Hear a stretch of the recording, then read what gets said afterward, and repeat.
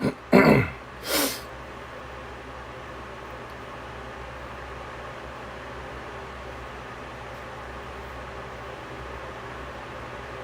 evening. This is a Channel One Atlanta major breaking news event. Former President Donald Trump has been injured at an incident that happened at a rally in Pennsylvania moments ago.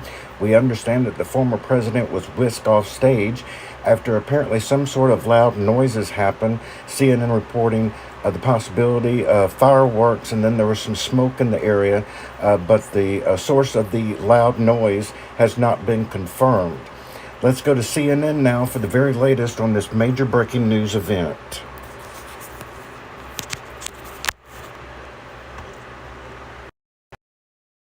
Coverage now over to my colleague, Wolf Blitzer, who will carry on. Wolf.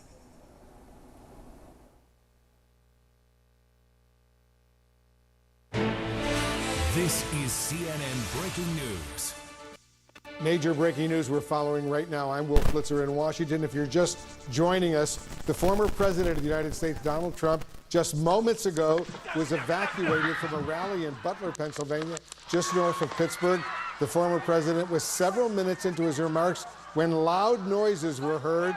This is the moment. You can see it right now. As it happened, the U.S. Secret Service agents rushed the stage and got Mr. Trump down, covering him physically, blocking him from view. When he got up, he did appear to have blood on the side of his face near his ear and was pumping his fist. He appeared to be shouting, "Fight," as agents let him off the stage. Let's watch this once again. And take a look at what happened.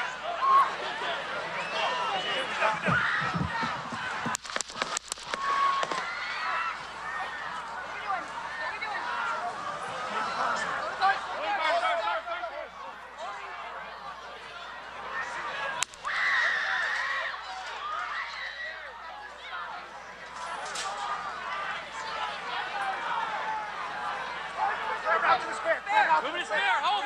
When you're ready. On you. Ready. Move. Up. Move. Go. Up.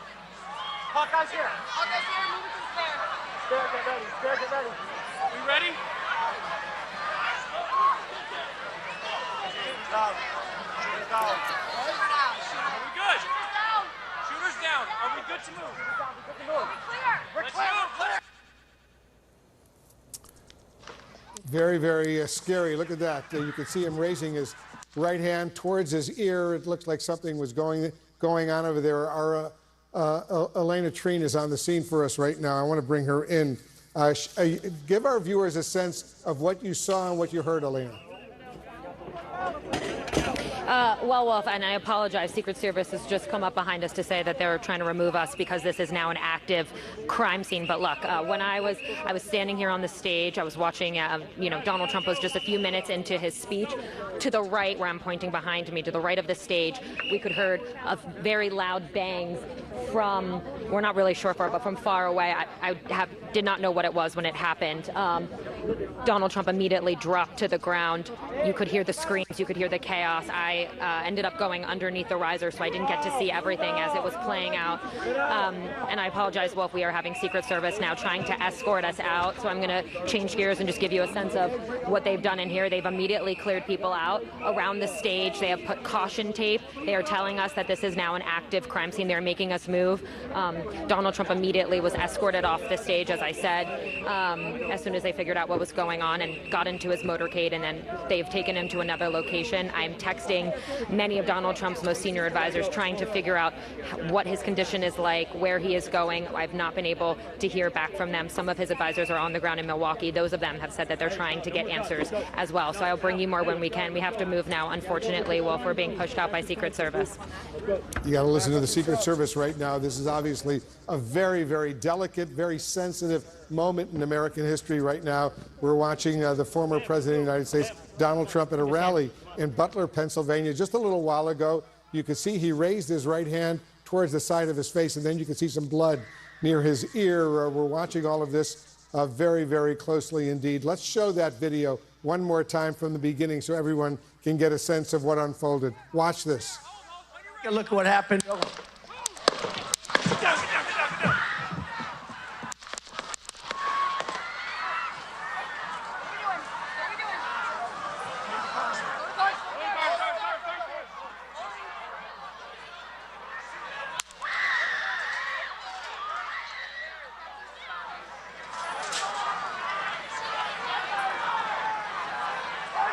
out to the spare. Move to the spare. Hold, hold. When you're ready. On you. Ready. Move. Up. Move. Go. Up. Hawkeye's here. Hawkeye's here. Move it to the spare. Spare, get ready. Spare, get ready. You ready? Shooter's down. Shooter's down. Are we good? Shooter's down. Shooter's down. Are we good to move? We're clear. Let's go. All right, you could hear people screaming. You could hear people saying, get down, get down, get down. Obviously a very, very dangerous, very sensitive moment indeed. The former U.S. Secret Service agent Jonathan Wackrow is joining us right now. Jonathan, you've watched the video. You saw the Secret Service agents rush to the podium there, rush up, tell everybody to get down. What's your sense? What unfolded?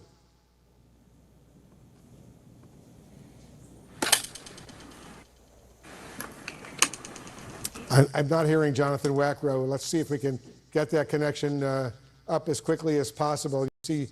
If I may add something here, this is David Utton in the Channel 1 Atlanta Command Center here in Atlanta. This is the first time I've actually been able to hear what actually happened. I've been seeing it and reporters have been talking over it. This is the first time I've actually heard what has happened, and I believe, I may be mistaken, but I believe I heard one of the Secret Service say that the shooter is down and it was okay to move Trump when he fell behind the podium there. Again, you're watching major breaking news right now out of Pennsylvania, where former President Donald Trump has been injured. That's what we do know, at a rally in Pennsylvania that happened just a few moments ago. Let's go back to CNN now for continuing coverage of this major breaking news event. And then we could see some blood near his ear. But what's your sense? Yeah, obviously, very tough situation to kind of parse through at this early moment with very little information. But from what you see on the video, it's interesting to me that he is looking to his right, and then he raises his right hand to his right ear, which we know from other photographs that are appearing quickly online. We later see bleeding as they're taking him away. So from that series of events, it appears as if something, possibly a gunshot, who knows what else, hit him from some area to his right. It almost seems like it would have to have come almost from behind, or very, kind of at a hard angle to his right, because you couldn't actually see what he was reacting to, as that was the side of his face that was turned away from the camera. He clearly stands up, raises his fist, as you're seeing now on the video, as they're taking him away. So it appears, thank God, he seems to be okay and walking of his own power as he raises his fist in the air again there. Obviously, he's probably, it's an unbelievably intense, critical incident. He's reacting in the moment pretty strongly there. Secret Service appears to have reacted exactly the way they're supposed to. They immediately take the principal, in this case, of course, the former president, put them on the ground and cover him with their own bodies, with whatever they have to protect him. Most of that podium and the area around it are specifically built up to resist this kind of attack. So it provides a place of cover and protection for the president if he has to be taken to the ground immediately, as you saw here. So those things that were clearly already in place seem to have, those procedures seem to have worked as they are supposed to. Now you can see those men in the dark uniforms with the long guns, the rifles. Those are undoubtedly part of the Secret Service counter-assault team. That is their role. When there's ever any sort of an attack on the president, they immediately look for the attacker. They are looking to engage someone who might have a weapon, someone who might have a gun. So that's what you probably see them doing as they walk across in front of the protected area. They're out there at great risk to themselves, but that's their goal, is to look for the shooter or the attacker in that moment. It sounded like, what I heard, I was watching it live on television, Andrew, and it sounded like a gunshot or two. You could hear a bang. You could hear something that sounded like a gunshot. At an event like this, an outdoor rally like this, where thousands of people gather, under normal circumstances, wouldn't there be magnetometers that would allow people to get through, magnetometers that could detect a weapon, a rifle, or a gun? Yeah, sure. I mean, it's hard for me to imagine. Again, we don't know what the procedures were in place for this specific event yet. I'm sure we will learn all those details as this story develops. But it's really hard for me to imagine that they would have a former president in front of a large crowd, a crowd of people who don't have to be identified ahead of time and don't submit to any sort of security clearance. So it's really hard for me to imagine that you would let that sort of a crowd assemble that close to a former president without having to pass through a magnetometer first, because that's, of course, how you prevent guns from coming into these events. So again, many questions to be asked here. There will be a thorough investigation to understand exactly how, if in fact somebody got in there with a weapon, how did they get in? And I think appropriately, the Secret Service is treating this as a crime scene. They are going to go over every inch of this space to try to reconstruct exactly what happened. But right now, obviously, the priority is to protect the former president, get him the medical treatment that he needs, get him to a place of safety. Yeah, that's priority number one, is to make sure he's going to be okay following this really scary incident in Butler, Pennsylvania, at this Trump campaign rally that was just beginning as we saw what was unfolding. The former Secret Service agent, Jonathan Wackrow, is with us. I hope we've connected with you, Jonathan, but I'm anxious to get your analysis of what you think happened based on the video that we've been showing our viewers. Yeah, well, Wolf, for the viewer, this is extremely shocking, right? Like, we don't see this level of attack towards any of our political leaders, or in this case, the former president. But for the Secret Service, you have to understand that this is something that they practice thousands and thousands of hours for, this exact moment. As we saw, everything was textbook in the way that they reacted. They actioned off of the sound of a threat. In this case, what they perceived was some sort of gunfire, coming from what is believed to be the right of the former president. You looked at the moment that you heard that the instant sound of what was believed to be gunfire, those Secret Service agents rushed in and did exactly what they are trained to do, which is to put maximum attention to the protectee and minimum attention to the problem, right? For that working shift that's around the president or the former president, they need to react very quickly, make him safe. And the way that they're doing it is exactly what we saw. They put their bodies in between the former president and the perceived threat, so they would actually absorb any secondary, type of, rounds that may come into the president. They do a rapid assessment. The president's on the ground. He has agents that are on top of him. They're quickly trying to assess his current state. Was he hit? What is going on?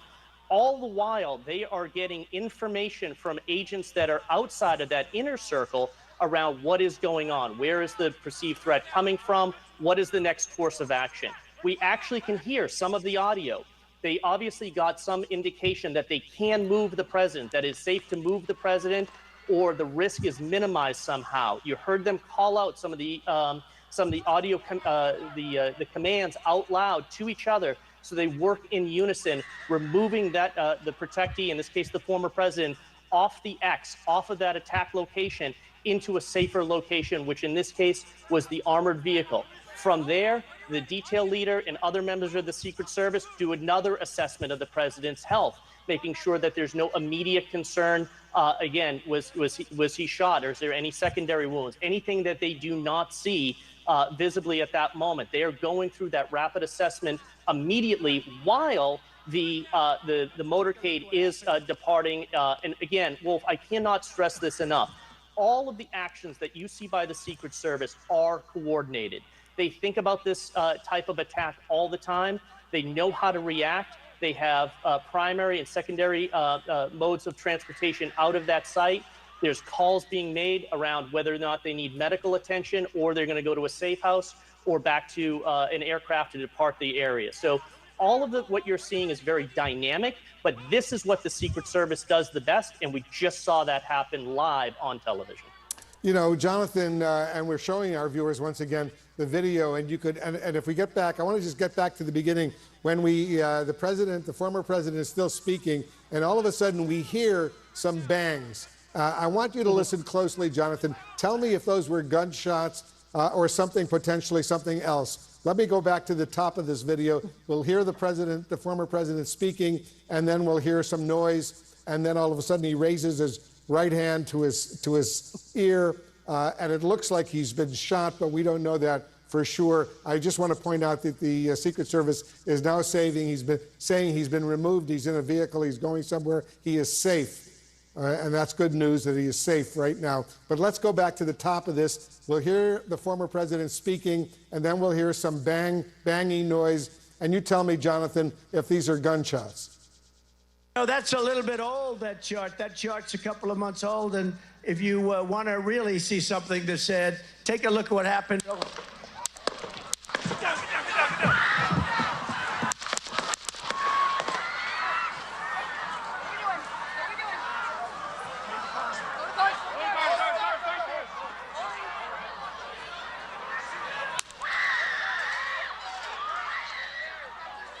You can hear people screaming and people shouting, "Get down, get down, get down." What was your assessment of the noise, the banging noise that we heard just before the former president raised his right hand to his face, and you could then see some blood near his ear? Go ahead. Yeah. So, Wolf, I mean, it certainly sounds like a gunfire, but let me put this in the perspective of a Secret Service agent. Myself, I have stood on that stage. I know exactly what is going on through the minds of those agents that are there.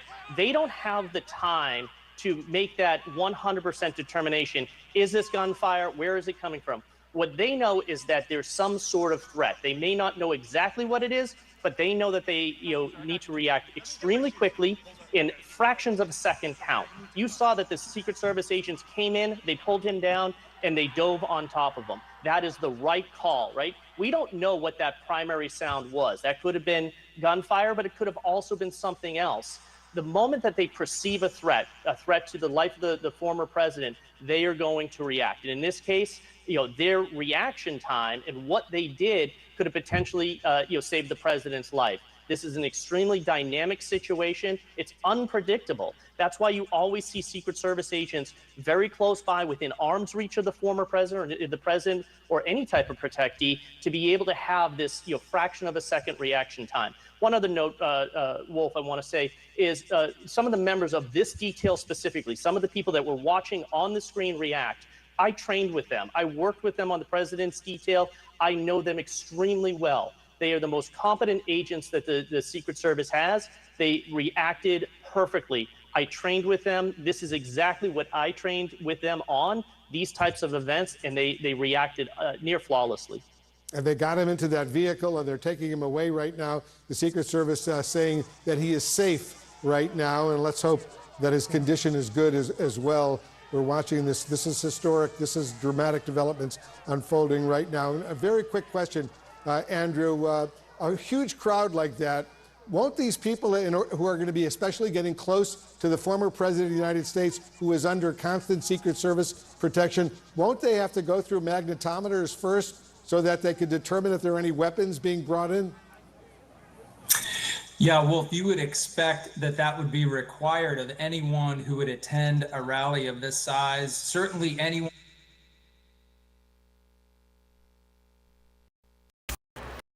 We're going to go over now to an ABC News special report.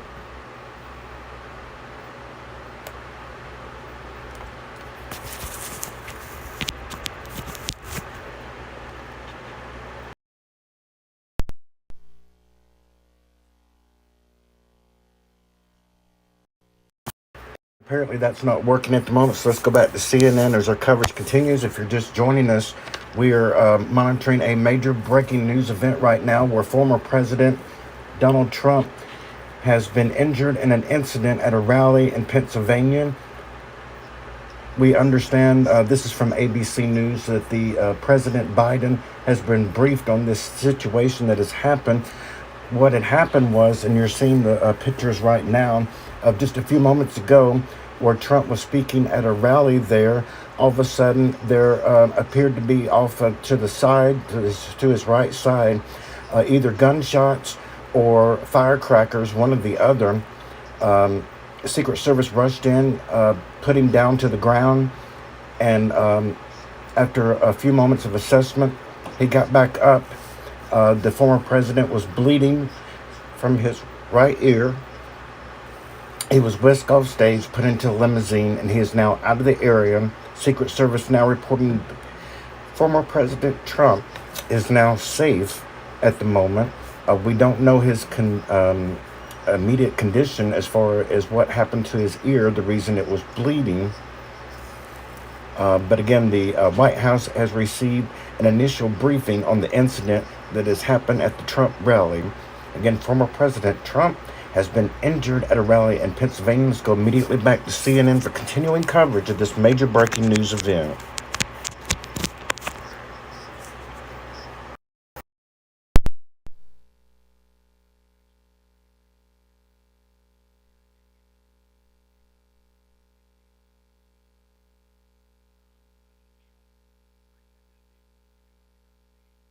We'll get you up here in a minute. And McCormick said at that point in time, right after he said that, he heard a few pops off to his, Dave was sitting in the front row, so off to his left, president's right, heard a few pops, sounded like a small caliber weapon or firecrackers almost. He saw Trump drop down. McCormick says he believes that the gentleman was shot in the head behind him in the second row. He believed there's some other people may have been injured. He dropped to the ground, and when he got up, the Secret Service ran everybody, and they were scattering. And so, you know, he was as close as you can get, and was completely shocked by it, and obviously praying for the president and praying for our country at this point in time. Yeah, really scary stuff indeed.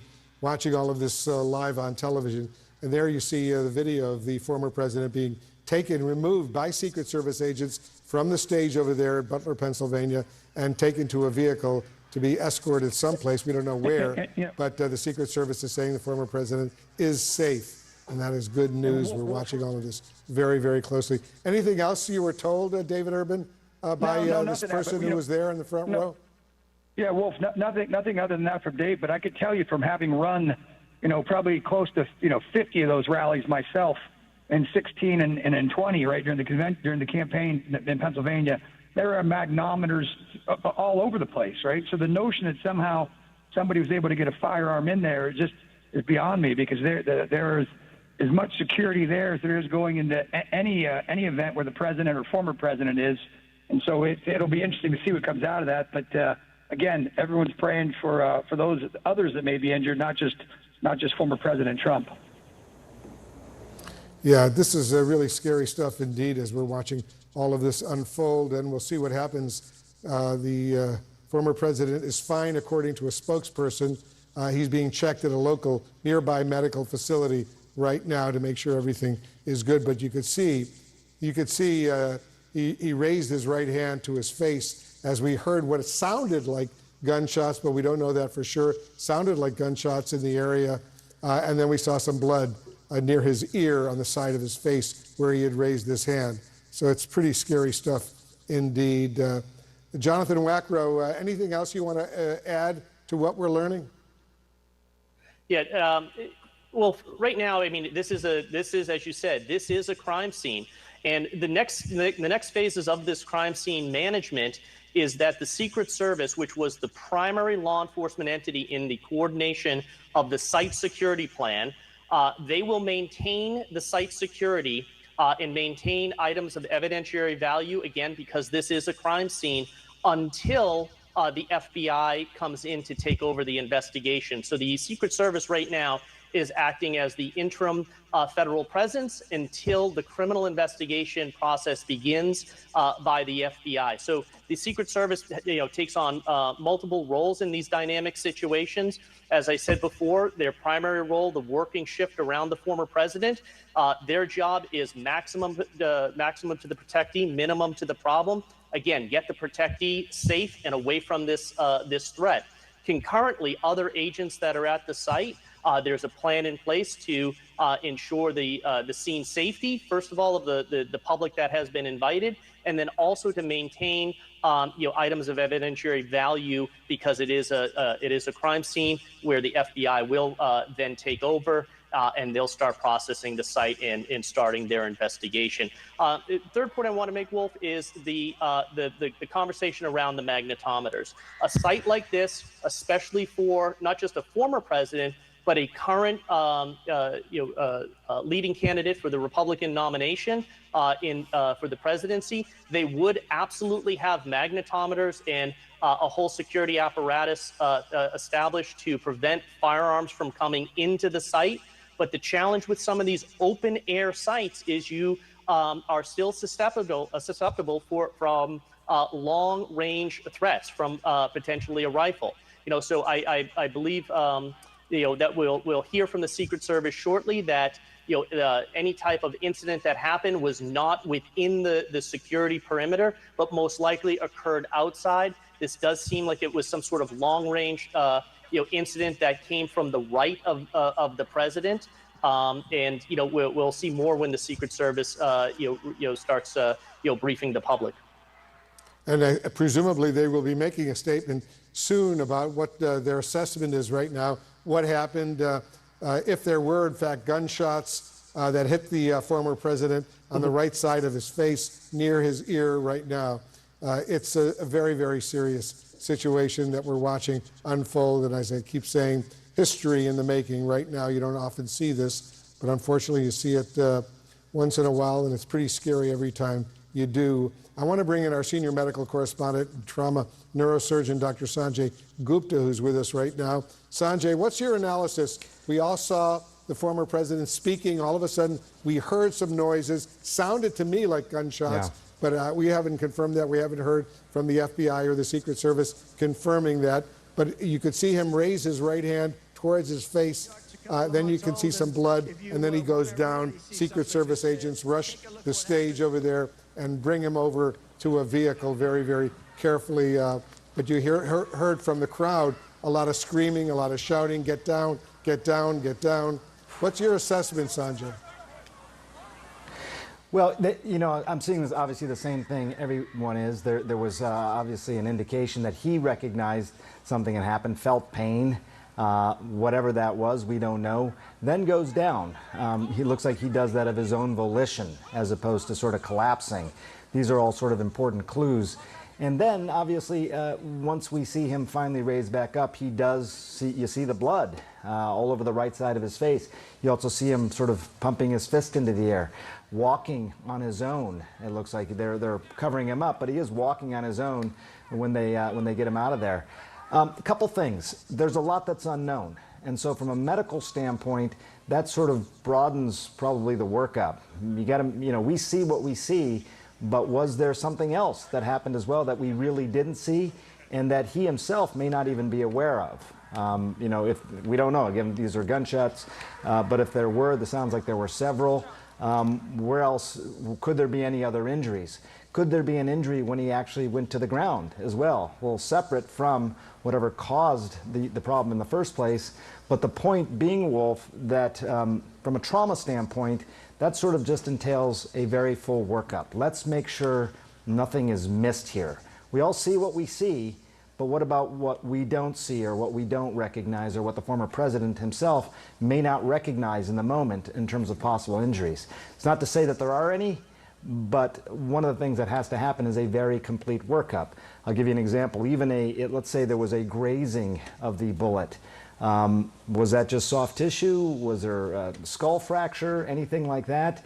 You got to look for these things to make sure you don't miss it. And again, was there any other injuries, either in the initial moment or from the being on the ground, being let out of there? You've got to look. So my guess is we're going to hear about, you can do these workups fairly quickly, but they need to be done, Wolf. They certainly do. And what was especially scary to me, Sanjay, is not only when the former president raised his right hand towards the side of his face, but then you saw blood near the ear. I don't know if it was coming from the ear or near the ear. Something happened that caused the blood to emerge, and then he went down. That was pretty scary stuff when I saw that. Yeah, me too. I mean, it's really scary. I will say, and again, these are just observations here, but it looked like he sort of went down on his own, as opposed to collapsing? These are the sorts of things that the medical team is going to want to know. Was there a reason for him to have collapsed? Doesn't look like it to me looking at that video. Clearly looks like he raises his hand. He recognizes something has happened. That got his attention, got everyone's attention. But a couple points to make again is that, was that the only thing? Was there something else? Was there an injury when he went to the ground? Was there an injury when he was transported out? Again, even the sort of escorting him out of there, getting him out of there, you got to like pay attention to everything in terms of possible injuries. It doesn't look like, you know, he's raising his hand. That's a good sign, obviously. He's walking on his own. That's a good sign, obviously. But you got to be thorough in terms of actually checking for all these things from a trauma standpoint. The neurosurgeons, clearly, but just the trauma surgeons as well. Yeah, it's just really a frightening development indeed as we see him. I don't know if he's walking or if he's being effectively carried out by Secret Service agents who have surrounded him as he emerges from that stage and into that vehicle just moments ago. We're watching this carefully. CNN's Evan Perez is joining us. Evan, you've got some new reporting, including some reaction from the Trump campaign. What are you learning?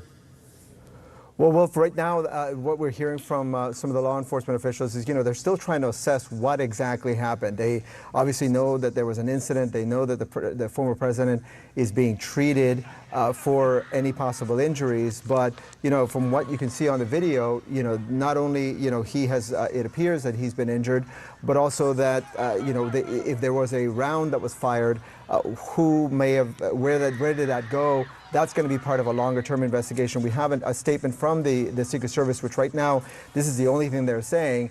They're acknowledging, they say that an incident occurred at the Trump rally in Pennsylvania. The Secret Service has implemented protective measures, and the former president is safe. This is now an active Secret Service investigation, and further information will be released when available. We also heard a Trump campaign spokesman who issued a statement saying that he was thanking the law enforcement and that he is obviously being treated right now, and that they believe he's fine. More details, they say, will follow. Again, not a lot of information coming from law enforcement or from the Trump campaign as to exactly the nature of whatever injury he may have had. And so that's one of the big questions right now, Wolf. You can hear, I think some of our guests have talked about, you can hear that appears in some of the audio that someone says, shoot her down. So that's one of the questions, is whoever fired this round, what's the status of that person? Have they been detained? This is now, obviously, Wolf, something that obviously happens very rarely in this country, but this is now going to be an investigation most likely led by the Secret Service, but also involving the FBI. I talked to sources just a few minutes ago, and the Secret Service is waiting, and the FBI, everybody's waiting to see what more is needed at the scene before launching any additional resources. You saw the SWAT team sort of like come in there to protect the former president.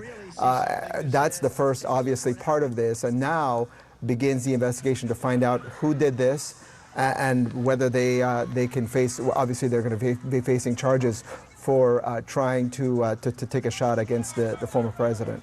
Yeah, Wolf? and you could see all the people behind the former president ducking down as soon as they heard the shots or whatever that noise was. And as soon as the Trump went down, they went down as well. And let me just carefully read the statement that the Trump spokesperson, Stephen Chung, just issued. Quote, President Trump thanks law enforcement and first responders for their quick action during this heinous act. He is fine and is being checked out at a local medical facility. More details will follow. That statement from Stephen Chung of the Trump campaign.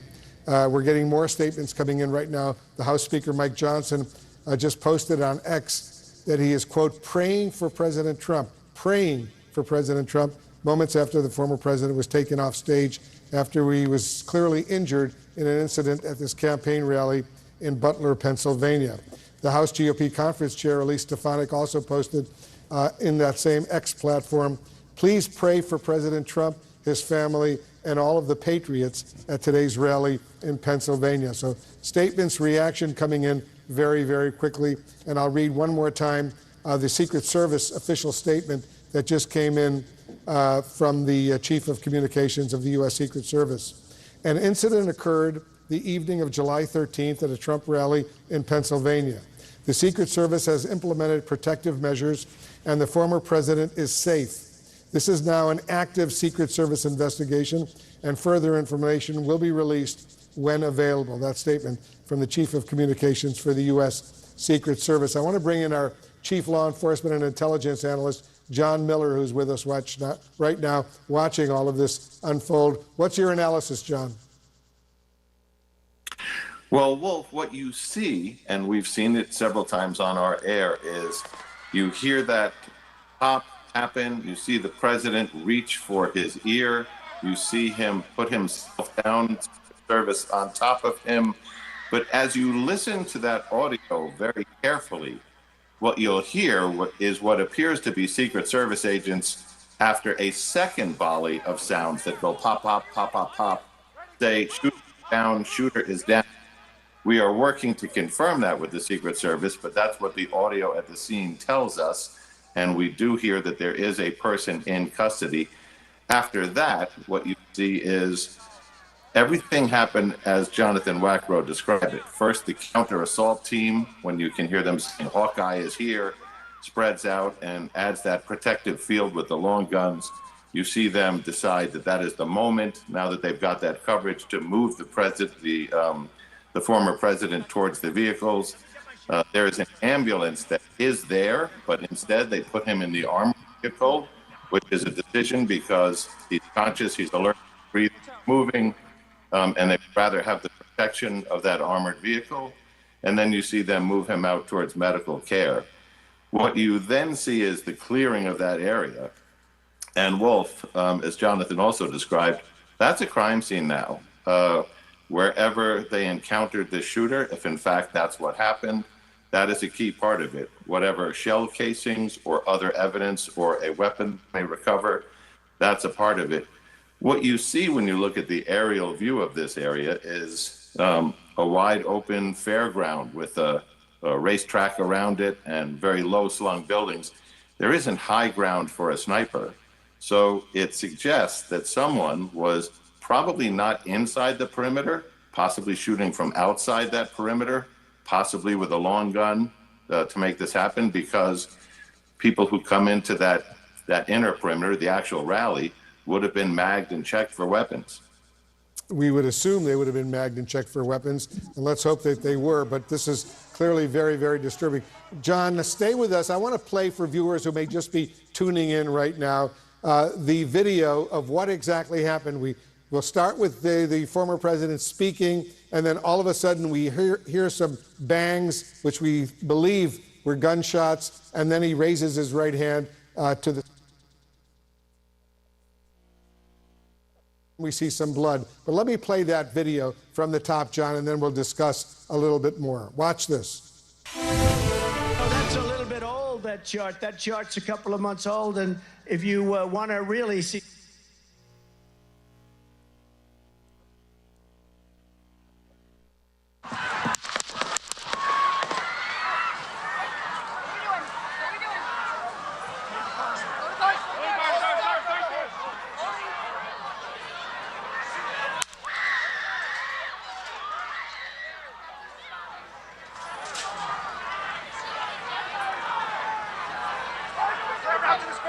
Moving his spare. Hold. When you're ready. On you. Ready. Move. Up. Move. Go. Up. Hawkeye's here. Hawkeye's here. Move it to the spare. Spare, get ready. Spare, get ready. We ready? Shooters down. Shooters down. Are we good?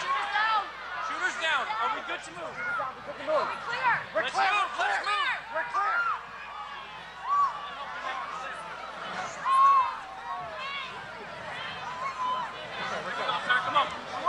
Let me get my shoes. Let me get my shoes. Got you, sir. I got you, sir. Let me get my shoes, sir. Hold that in your head, bloody. So we gotta move to the bus. Let me get my shoes. Okay, my shoes down. My shoes. Watch out. Wait.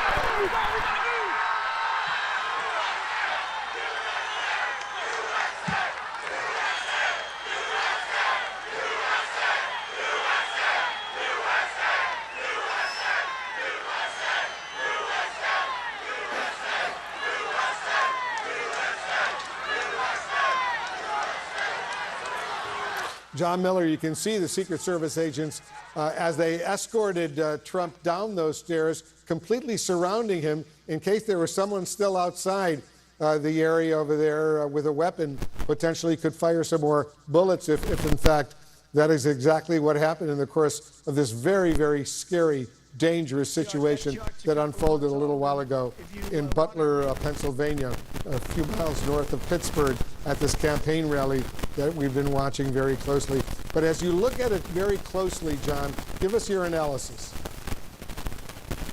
Well, what you saw there was you heard the 2 shots fired, then approximately a second and a half, 2 seconds later, you hear a lot of shots fired. That's the first 2. Now you have a second volley of shots. That is likely Secret Service shooter and returning fire. As you see the president down, you hear clearly those Secret Service agents getting ready to move him, and then they say, shooter is down, we're good to go, let's move him now. Well, that was good that the shooter is down, and that's why apparently they were able to. This is David Etton in the command center here in Atlanta. This is Channel 1 Atlanta's continuing coverage of a major breaking news event that happened moments ago on this July 13th. It's a Saturday evening. We're live here in Atlanta, and what we know right now, former President Donald Trump has been injured after an incident that happened in Pennsylvania at a rally there this afternoon and early this evening. It happened just a few moments ago.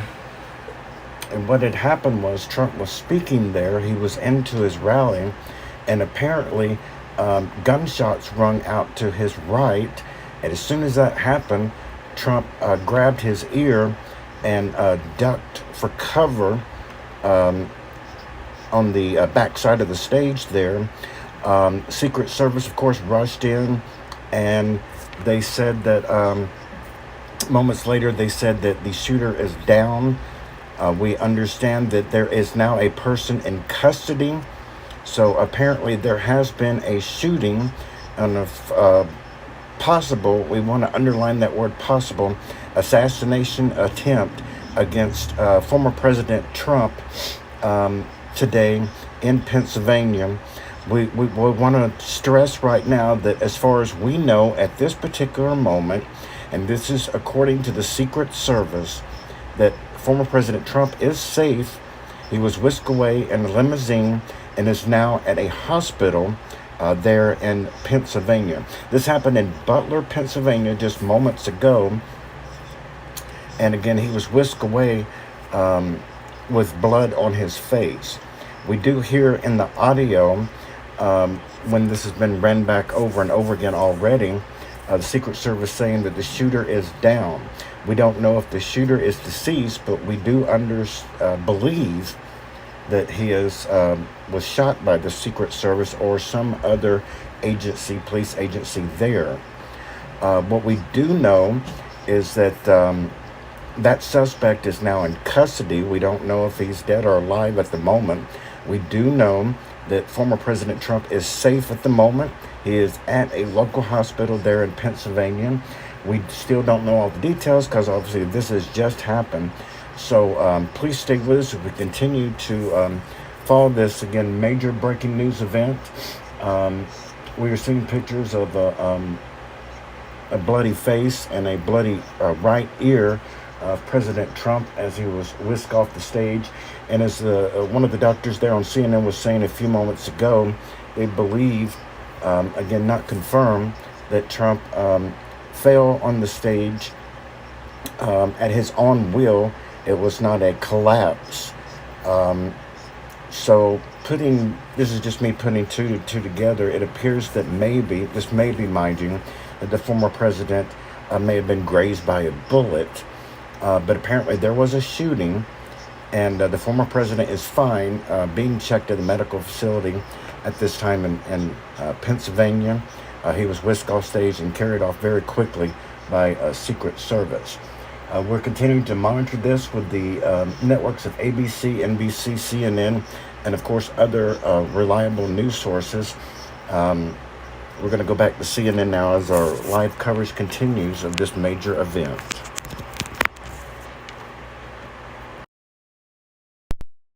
Or there were other victims. How is the former president and also the candidate to be president for the Republicans? And then let's just fast forward it. We are in an increased threat environment, regardless of what happened today, and what is about to happen is an entire party and its political leadership is meeting for their convention starting essentially tomorrow. That increased threat environment means that the security is going to have to change for the convention. Its posturing is going to have to change to ensure that whatever was the cause of this and the motivations do not actually rear their head again. We already, I received this stuff still from the department. We were already in an increased threat environment for both conventions for different reasons. That increase will be felt over essentially now until November 3rd, if not after. We are now in the moment that a lot of us have been warning on, that our democracy, this was a horror. It looks like we averted a tragedy. Most people younger than you and me have not experienced a potential assassination. I want to be careful here. Attempt on a candidate or a president, let alone a former president. The democracy, our democracy, we know is fractured, and people have been more prone to utilize violence or the threats of violence in 2024. We are now seeing the results of that. And how we come back from this brink is not at all clear right now. This is a moment and a tragedy, especially if there are other victims, but it is also a signal that all of us have to come together and bring us from this fracturing that leads to this kind of violence and the threats of violence that permeate our democracy. We are heading into a convention week right now with a potential threat or whatever it was right now. We're still going to wait, and we have to be careful about what we say. Donald Trump and the people around him perceive themselves to be under threat, and that's all that matters. That is not legitimate. That is wrong. You hear the screams from the audience. People are terrified, and that is the kind of atmospheres that we are going to be living with. And I don't have a good answer about how we bring it back right now. This is just, this is going to be an investigation, but it's larger. It's about our democracy right now. Yeah, it's really, really a scary, scary moment in American history as we watch all of this unfold. And Andrew McCabe is with us, former Deputy Director of the FBI. Andrew, I assume as a result of this incident, security at all these presidential rallies, whether at the convention in Milwaukee this coming week or at the Democratic convention in Chicago in August, a few weeks down the road, and all these other political rallies, security is going to be heightened dramatically out of an extensive abundance of caution as we watch what's going on. But I'm anxious to get your thought. No question about it, Wolf. Security which is already very high for any sort of event involving a president or a former president, they will elevate that bar even higher now. And a lot of how they think about securing the next round of rallies and gatherings will be informed by what they learned from the investigation that will now take place about this attack. So let's talk about that really quickly. Jonathan was absolutely right that the Secret Service will hold this crime scene and then the FBI will come in and conduct that investigation. I can tell you from my experience running the counterterrorism division, probably the entirety of the Pittsburgh field office is on their way back into the office right now to start that work, as well as the counterterrorism division here at FBI headquarters.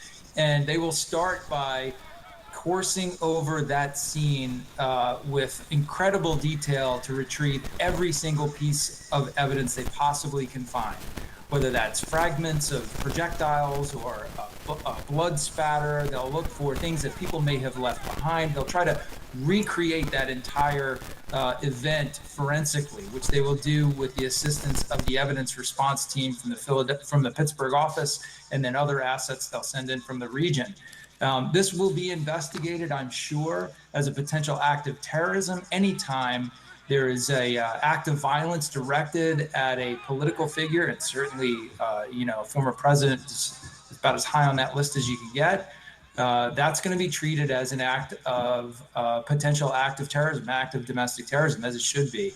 So there will be no resource or effort spared in figuring out exactly who did this. Now, if they know that already, if they have a shooter who's already been taken into custody or eliminated, that investigation will focus on that person and any network or associates that they might have had, because that's the piece that will tell you what you need to think about and protect from in the rallies and the events that come. You want to see if whoever was involved in this might have been planning other attacks or maybe thinking about other events. And you want to render every piece of intelligence you can out of this investigation to help better protect the former president and the current president and the rest of our political figures going forward. So it's a scary and dark time that we are going into now. The fact that we have this sort of political violence rearing its ugly head again in the United States is incredibly concerning and something every American should take note of. And we are getting word, Andrew, that the shooter involved in this incident at the Trump rally in Pennsylvania is no longer an immediate threat. That, according to multiple law enforcement sources. We had heard people shouting, "Shooter is down, shooter is down." So it looks like that shooter, and I'm sure they're going to be investigating who this alleged shooter was and is, and as you correctly point out, if he's just an isolated incident or part of some sort of group that's behind this kind of terror that we're watching right now. So we're watching this very, very closely. This investigation is clearly, Andrew, only just beginning. Evan, you're getting some more information. Yeah, Evan's getting some more information on the shooter. What are you learning, Evan? Well, that's right, Wolf. We're now hearing from multiple law enforcement sources that the term that's being used by law enforcement is that the shooter, the person who fired the shot at the former president, has been neutralized. Now, generally, that word is used when someone is dead, that person is no longer a threat, and that is the word that law enforcement tends to use when a threat to someone who's a protectee, in this case the former president, is no longer a threat. So that's what the word that's being used by law enforcement, that he's been neutralized, that the person, the shooter, has been neutralized. Now, we expect that we're going to hear a lot more in the few minutes, in the next few minutes, or in the couple coming hours from the U.S. Secret Service, because now they're trying to put together an investigation into the way this could have happened. Obviously, there's a team that is in place there with the former president. They're good at collecting evidence. They know how to do that, and so that's one of the first things that happens, is to try to secure the crime scene and to determine everything about how this came to be. Where did this shooter, this person, get access to the grounds? Is it inside? Was it outside? Was this person essentially a sniper who was firing at the former president? All of their background, all of that stuff is being done now as we speak. Now, the FBI is also there. In the case of the Ronald Reagan, the former President Ronald Reagan, when he was shot by John Hinckley Jr., that became an FBI, a Secret Service, and an FBI investigation that obviously went to all of the parts of that case, and so that is likely what is going to happen here, Wolf. But right now, again, we're still just getting the basic information from the scene, and as you pointed out, the shooter is no longer a threat, no longer believed to be a threat to the safety of that scene. And so now the investigation moves to another phase. So that's what we know at this point, that the shooter was neutralized. And that's a term, again, that we hear from law enforcement when they mean that the shooter is dead.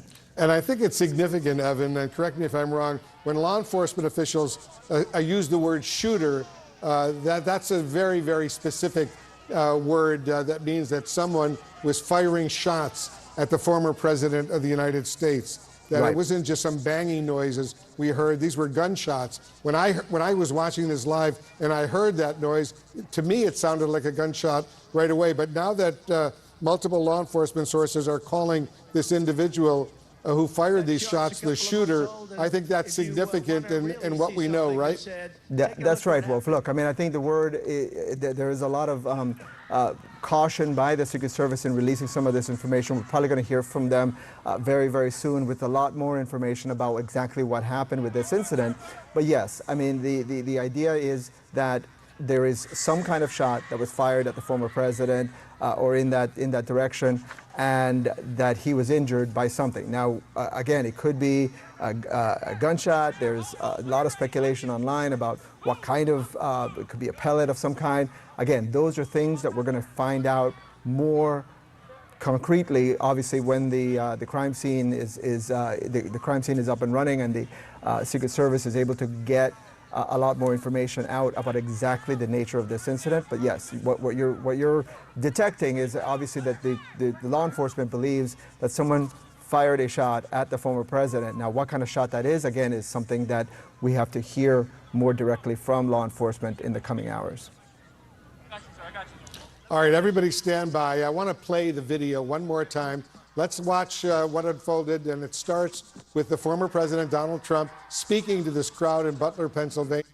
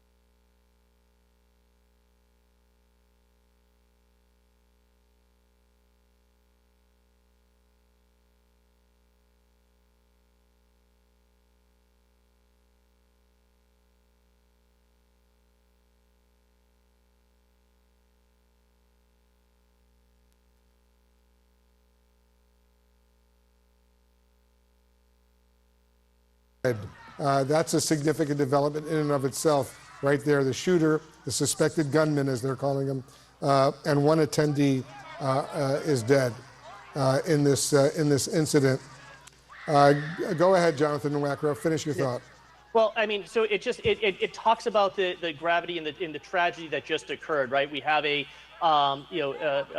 member who attended this rally who is now dead. It talks about the dynamic and unpredictable nature that these threats present.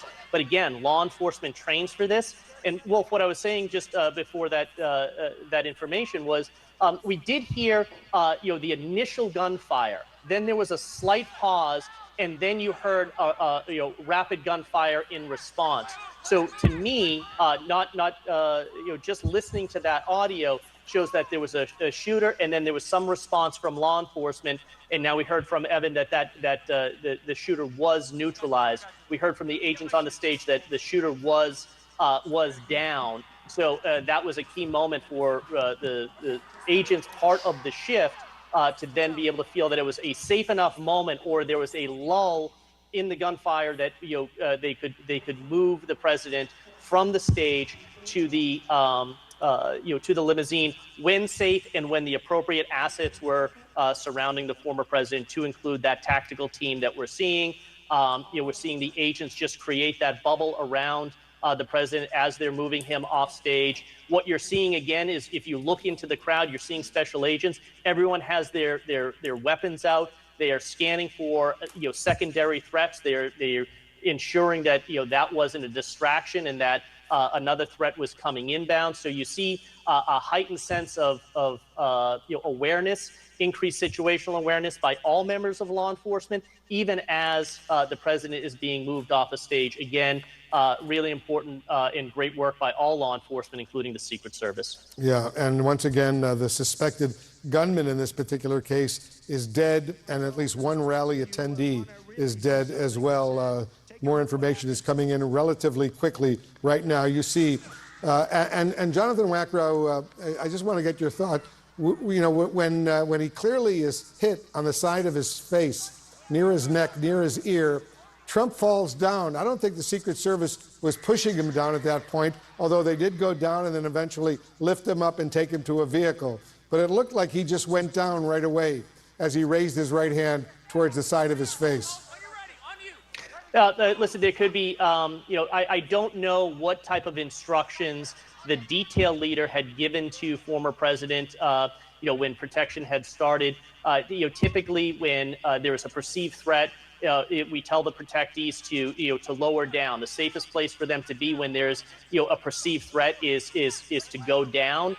That's the safest area, and the agents are right there on top of them. So again, I think that in this moment, you could see the former president was looking towards the right.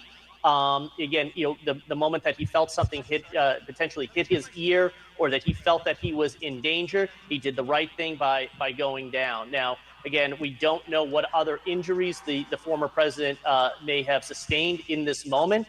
Again, the Secret Service came immediately on top of him. The detail leader would have been doing a rapid assessment to see if there were any secondary wounds, any other type of injury prior to moving the former president. We didn't get to see that because they were down behind that front shield, the bunting in the front of the stage. But that's what's going on with the Secret Service, all the while gaining intelligence and gaining information around what is the situation and ensuring scene safety before the president is moved. Yeah, that's the most important thing, to make sure they protect the former president of the United States and get him to a safe location. And we're now told by his campaign he is in a medical facility getting treatment for what just happened. Pamela Brown is with us here in the CNN newsroom. You're getting new information. What are you learning? That's right. Just got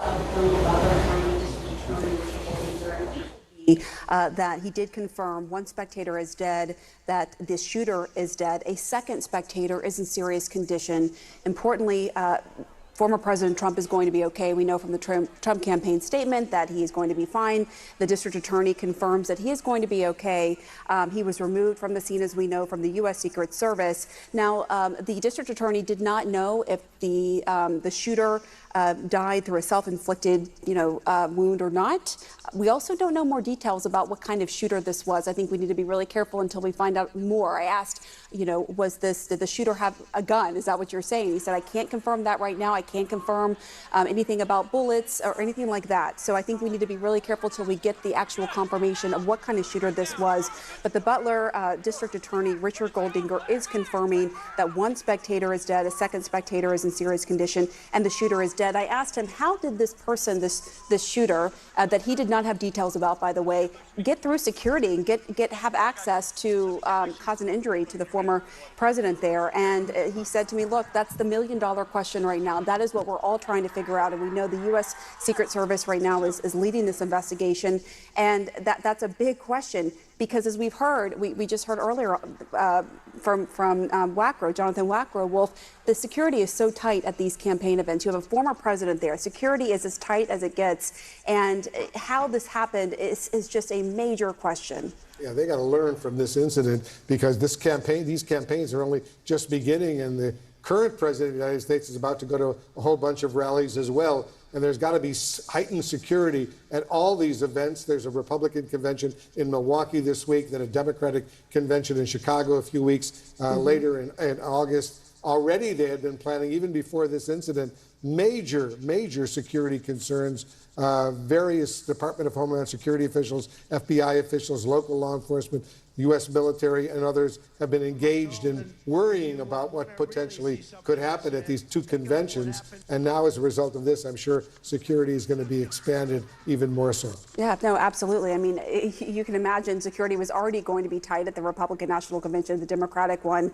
Now, it's going to be that much more. And I think, as you point out, Wolf, this is a learning lesson. This is historic, what has happened here today, where you have, the Republican nominee for president, a former president, Donald Trump, who is injured. You have a shooter that somehow made his or her way into that space enough to injure the former president. You have a spectator who is now dead, and you have another spectator who is in serious condition. This is David Dutton in the Channel 1 Atlanta Command Center. Thank you for joining us right now. If you're just joining us, a major breaking news story has developed within the past hour where former President Trump was apparently shot at least, at a rally in Pennsylvania late today in Butler, Pennsylvania there. And he apparently went to the ground on his own to maybe get away from the active shooter situation that was occurring. We've seen this video, if you've been with us, over and over again. When he raised up moments later, and Secret Service began to whisk him off the stage, he was clearly had blood coming from his ear, and also he was saying, with his fist up in the air, fight, as he's been whisked off the stage.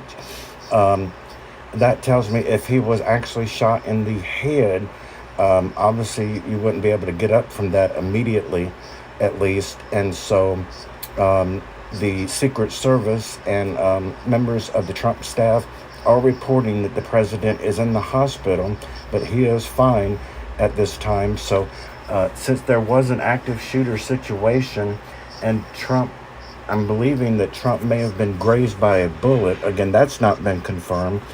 This is just my theory at the moment, but it appears to be what has happened so far. Again, what we know is Trump is fine, according to his staff and according to Secret Service. We do know he is in the hospital, and we do know that blood was coming from his ear, and it was across the right side of his face as well. I believe that blood was coming from his ear, and he was holding his ear as well when he went down. We are understanding right now, several news outlets reporting, CNN, NBC, and ABC now confirm that the shooter is dead in what they're calling an assassination attempt against Trump at this hour in Pennsylvania. The shooter is dead.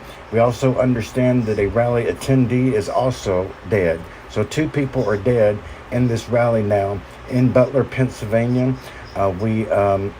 As far as we know right now, the former President Trump is fine according to Secret Service and the Trump staff. Trump is fine. He's being checked out at a medical facility there in Pennsylvania, nearby in Butler. The officials are saying that the Trump rally is now being investigated as a possible assassination attempt against former President Trump. And we do understand that the Secret Service and police there in Pennsylvania told everybody to evacuate shortly after the president did. And now that is an active crime scene. So this was an official shooting, possible assassination attempt. What officials are saying right now, and we're gonna see if we can bear with me for a moment and do this live. We're gonna go back over if we can, and hang on one second. We're going to see if we can bring up CNN. We're having some audio trouble going over to NBC and ABC, but I'm going to get you back to some coverage here in 1 second.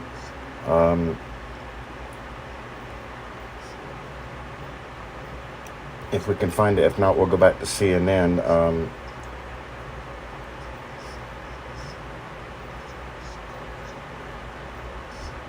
Here's Fox News. Okay, let's go to Fox News right now for continuing coverage of this,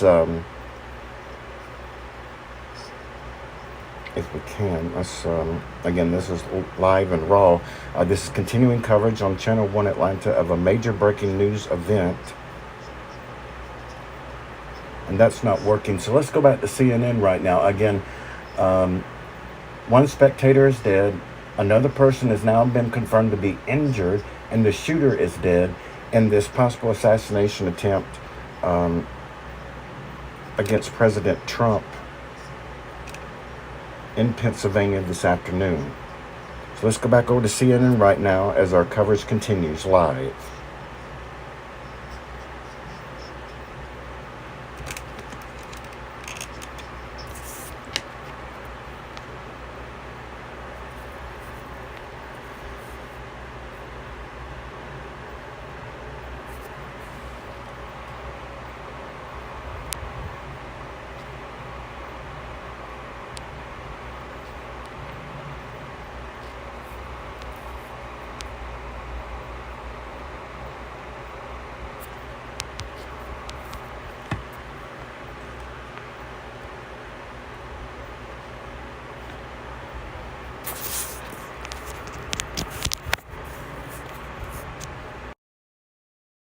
This could have been, God forbid, even a whole lot worse than it already has been reported. Kip Tom, thank you very much for calling in. We appreciate it very much. John Miller is still with us, our chief law enforcement and intelligence analyst. You want to give us, John, your analysis of what we just heard from this eyewitness? Sure, and I think what Ambassador Tom is experiencing is what we call the fog of war, which is having been there as the eyewitness and remembering it the way he remembers it. But as we have shown this video a number of times, what you hear is 2, 3 rapid shots before the president goes down. And when I say goes down, his agents are yelling down. He grabs his ear and he puts himself down on the ground, and then they go around him. But what you hear immediately after that is you hear multiple shots. And that is law enforcement returning fire against the shooter.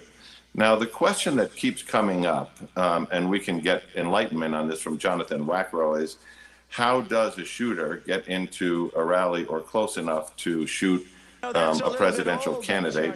Their magnetometers and they're checking everybody coming in. What we are being told by my law enforcement sources now is that the shooter was field outside the perimeter of this event, this fenced-in event, that he made his way to a low rooftop of a single-story building. And when you look at this aircraft, you see that it's a giant field surrounded by these low buildings. They're like one-story buildings, possibly stables, that he made his way to the rooftop, that he fired a couple of shots, and that the counter sniper teams in place, likely for just this purpose, probably returned that fire, because that's where you hear that 6 or 7 shots of a different caliber in rapid succession, and then total quiet. So that is ceased, we are told by law enforcement authorities, and that will be the beginning of this entire second chapter, which is, who is he? Where is he from? What do we learn from the background investigation, talking to his friends, his family, digging into his social media, the search warrant that's going to be being drawn up right now as we speak to hit his house or whatever house he's staying in, to seize phones, computers, documents, and so on, because they're going to need to know, is this a lone individual who did this completely on their own? Is this person part of a known group, either one that exists in life or exists online? Are there others in this group? We are at the very, very early stages. But I think one of the things that Jonathan Wackrow could help us with is, at these events, there's the counter-assault team. They're ready to engage anybody that comes forward as a threat, especially an armed threat. But there are also the counter-sniper teams. Now, this is a very challenging environment. You've got this field, this wide-open field. You have the president at former president at one of his rallies, and there's no high ground around it, except for these low rooftop buildings. And I'm being told by sources that the shooter had climbed up onto one of these single-story rooftops and used that to shoot over the fence into the event. He wasn't inside the event. So, Wolf, that is how the information is shaping up now. I'm going to preface this saying, of course, this information is early. It will evolve and possibly change, but that's the facts that law enforcement is working on right this minute. And we're told once again that the suspected shooter has been, quote, neutralized, meaning he's been shot and killed by authorities, law enforcement on the scene. Jonathan Wackrow, explain to our viewers what a counter-assault team and a counter-sniper team from the Secret Service is all about. Well, Wolf, these are tactical assets that the Secret Service, has in place, that support the working shift. So, when you think about what we typically see with, the President of the United States, former presidents, we typically see the working shift. Those the women and men that are the close protection around the protectee. But supporting that for the tactical support is the counter assault team. That is, for all intents and purposes, that is a tactical team that works to support the protection of the former president, and their job is just as John Miller stated. They are there to suppress any immediate threat that presents itself, or they, in some instances, may draw the fire of an attack again to allow the working shift enough time to move the protectee away. The long-range threats, and this is what we think that this incident is involving, the long-range threats are mitigated through the counter-sniper team. And again, that's another tactical asset. What they're looking at is out beyond the security perimeter. They're looking for that long-range threat, that rifle range threat that could potentially present itself. And again, what we don't know is whether or not they were the ones that engaged this this shooter, or if it was a post-stand or a member of local law enforcement that worked along the perimeter, to neutralize that threat. But right now, what we're seeing is, again, a different side of the Secret Service. You're seeing how they react in these dynamic situations, and we're seeing in introducing the counter-assault team, the counter-sniper team, you're starting to see other assets that are present all the time. We just don't talk about it in the media that often, but it is really important to talk about that right now, because they played a very important role in successfully resolving the situation to move the president, the former president, off that stage and into that limousine. And once again, we're told that at least one spectator at this Trump rally in Pennsylvania is dead. Another was injured in this shooting at the rally for Donald Trump in Butler, Pennsylvania. That, according to the Butler County District Attorney Richard Goldinger, who has been speaking to CNN The suspected shooter, he says, is also dead. He did not know, Goldinger did not know if the shooter died from a self-inflicted gunshot wound or was shot by someone else during the course of the incident. The DA tells CNN the injured spectator is in serious condition right now. Priscilla Alvarez is joining us over at the White House right now. I understand we're getting some reaction from the White House. Priscilla? Well, we're still waiting for that reaction from the White House. We have asked the White House for comment on the matter. I should note, Wolf, that when this incident did happen, the president was at Mass. He is currently in Rehoboth, where he has a residence. Right when he departed church, right around 6:23, is when reporters asked him if he had been briefed. He had said no. We now know, however, that he has been continuously briefed by senior officials. That includes Homeland Security Secretary Alejandro Mayorkas. Now, we should remind viewers, the president is not here at the White House. He is at his residence in Delaware, and we are waiting to hear reaction from the president on this incident. Wolf? Yeah, that's the incident right there. That's the incident right now. Pamela Brown, you're getting some more information. What else are you learning? That's right. Our Ryan Young is learning from the Secret Service that the shooter at the Trump rally was killed by the U.S. Secret Service. He was shot and killed. He was shot and killed. This was not a self-inflicted. This was not a self-inflicted wound. So this is new, critical information coming in that the shooter was killed by the U.S. Secret Service, and an attendee, as we reported earlier, was also killed during the incident. The U.S. Secret Service confirmed.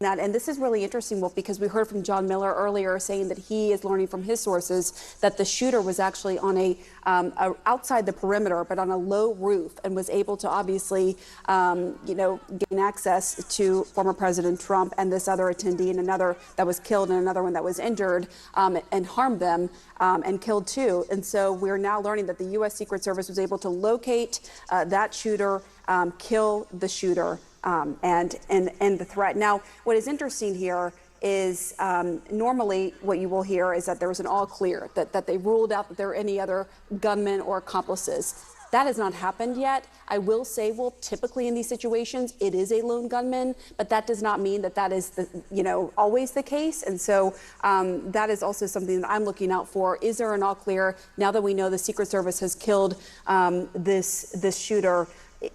Has the threat there at the scene been completely eradicated? Yeah, and even if he was in this particular incident a lone gunman, that doesn't mean this individual didn't have contact with a group of other individuals who may have been planning this and behind this whole incident. We don't know. We don't know, and that is something that law enforcement right now, I guarantee they're going through any chat sessions, anything online to look for any clues as they try to, identify the shooter, figure out who the shooter might have been talking to leading up to this event, and find out if the shooter organized or worked with any accomplices. That's all part of this, all part of any investigation. And this, as we noted, Wolf, is being led by the U.S. Secret Service because you're dealing with a former U.S. president and a presidential nominee for the Republican Party here.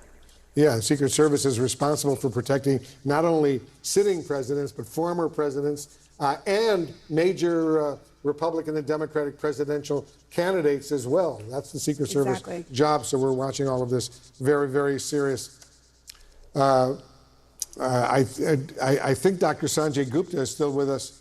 Oh, hold on, Sanjay, for a second. Elena Treen is getting some more information. I understand you're with an eyewitness, Elena? I am, yes. Hi, Wolf. I'm here with Joseph Mine. He was sitting actually behind Donald Trump in the bleachers today when this all unfolded. I'm going to let him share exactly what he saw. It was a very harrowing moment that he was there for. Can you please tell us what happened, Joseph? Yeah, it was the Trump. I was attending the rally.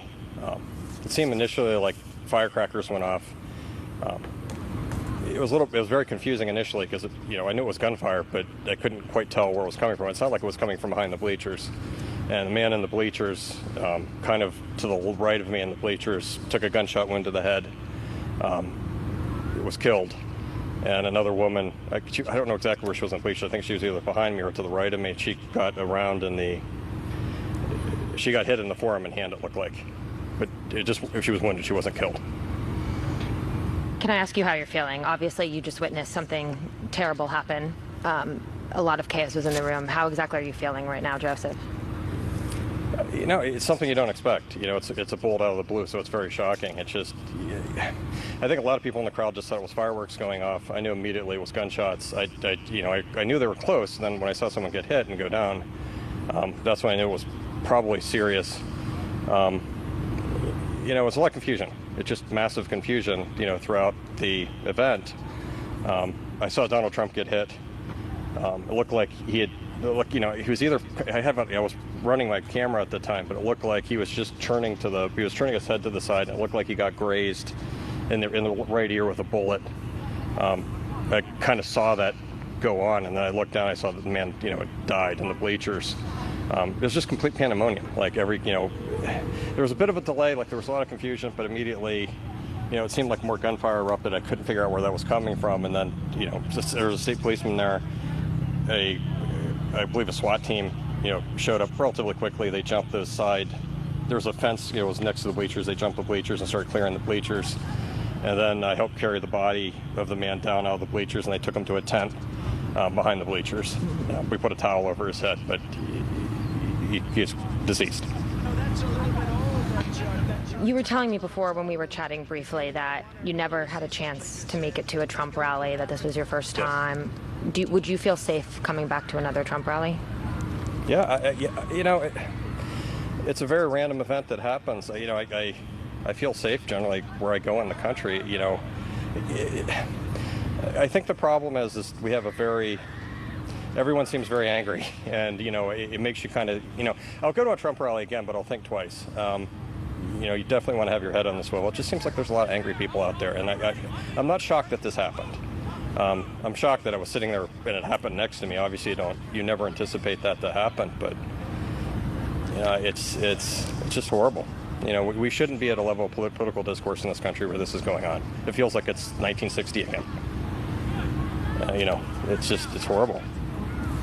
Can you describe for me, Joseph, what happened after you saw the shots? And I was there as well. Secret Service was screaming for everyone to get down. They quickly tried to clear the area. I'm just curious what that process was like for you in the aftermath. Very confusing. Like I said, I think everyone who was in the bleachers knew. It was initially confusing when the gunshots erupted. I think the crowd thought it was fireworks. I think someone thought they were playing a joke. And the people were close to the people that got injured and killed. You obviously knew it wasn't a joke. And it seemed like there was a push-pull in the crowd. And that is, one half of the crowd on the far end of the rally thought it was some type of weird joke. The other half of the crowd knew it wasn't, was trying to push or impress upon the rest of the crowd that this is serious. And I think everyone got the idea very quickly that it was a dangerous situation, and everyone just started hitting the deck. And, kudos to the Secret Service.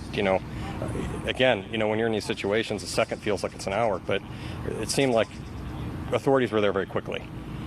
It just seemed to me, like I said, I was sitting there, it seemed like the rounds came from behind, and they got this, they hit the gentleman in the head. He got a gunshot wound to the head, and the other lady was injured, and then I saw President Trump, get hit, and it looked like his right ear, but it seemed initially everyone was half the crowd was in shock, and the other half thought it was some type of weird joke. And it took a bit for everyone to get a good understanding of what was going on. So.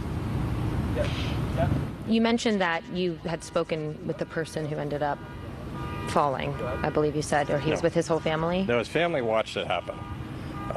So they were in the bleachers when he got hit and he went down. I think they were trying to figure out what was going on. They were screaming for help. The body they put a towel over the man's head. The body was removed from the bleachers. Then the police came back, right after and tried to move the family, but they were all in shock. They weren't processing what was going on. The man was he was dead the minute he was hit. It was something that reminded me of the Zapruder film from Kennedy. It was his head snapped, and that was it. And I caught it out of the corner of my eye, and then there was just pandemonium. And again, you know, it's Pennsylvania. You're out in rural Pennsylvania. You don't really anticipate this is going to happen, but it happened. You mentioned, and I'm sorry, I know this is very emotional for you as well. You mentioned that, you know, this was your first Trump rally. How are you feeling about the election now? What are you hoping to see moving forward? We've already seen a lot of statements of support from across the aisle come in for the former president. I can tell you, too, from our sources that they say that Donald Trump is okay, that he is at a local facility being treated. But I would love just your view on, I know you came here today to support the man that, you know, the former president. I'm curious how you think about this now. I know it's a hard question given the chaos that we're currently in and the adrenaline that we're both feeling right now, but if you can share any of that insight. It solidifies my support. I understand, you know, people believe that Trump's, well, they know he's bombastic. They don't really like him. He's a very polarizing figure. He has an abrasive personality, but I truly believe he has the best interests of the country at heart. And you know, you make a point. You know, the man's a billionaire. He could be sitting in the, you know, like you said, he was sitting at the rally joking about it. He's like, I could be sitting in the Mediterranean on a yacht enjoying my life, but I'm not. I'm trying to help run the country. It puts in perspective, there's a real cost for that. I mean, there's some people that really want him dead. And to me, this is just ridiculous. Like, you know, we have a lot of political violence in this country. It comes from all, you know, it's not so much from the right, it comes from everywhere. And it just needs to stop.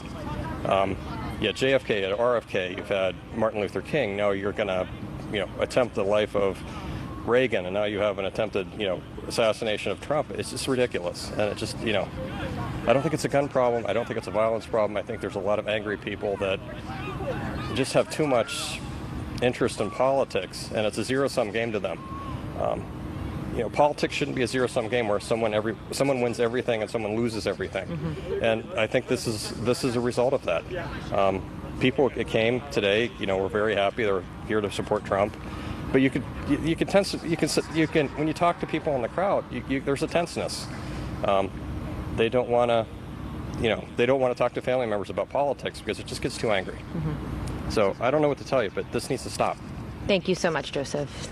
I very much appreciate your time, and I stay safe tonight. I hope you get home safe. Thank you. Thank you. Well, there's just one person. We talked to many people today who have been leaving the rally who are very emotional. They're angry. They're upset. I think Joseph had a particularly harrowing experience given what he had saw and seeing a man be killed here tonight. And so a lot of emotions. I'll tell you, I'm currently in the parking lot. No one is moving. I think they have put a hold on everyone from getting out. We've seen cars parked here for a long time. So everyone still, who I'm talking to, says that they're still processing this. They're still trying to sort through their emotions after what had happened today. Wolf? Yeah, Elena, it's clearly a crime scene right now. That's why the situation is unfolding as it is right now. We're watching all of this develop right now. I want to go to Anderson Cooper in New York. Anderson, help us understand what's going on. Yeah, Wolf, just 8:07 o'clock here on the East Coast, just after 8 p.m. in New York at the end of a deeply traumatic day. Shots fired at Donald Trump, the former president and presumptive 2024 Republican nominee, at his rally, his final rally before Monday's convention in Milwaukee. The suspected gunman is dead, and so is at least one person at the rally. And Anderson, here in Washington, the U.S. Secret Service and other federal agencies are now clearly in crisis mode, investigating as a possible assassination attempt of the former president of the United States. What happened at 11 minutes past 6 in Butler, Pennsylvania, just north of Pittsburgh? Awful situation indeed, very scary and very traumatic. Yeah, the former president had just begun his remarks when the shooting began. I want to show you the video from that moment now until Mr. Trump was taken off stage. No, that's a little bit old, that chart. That chart's a couple of months old, and if you want to really see something that said, take a look at what happened.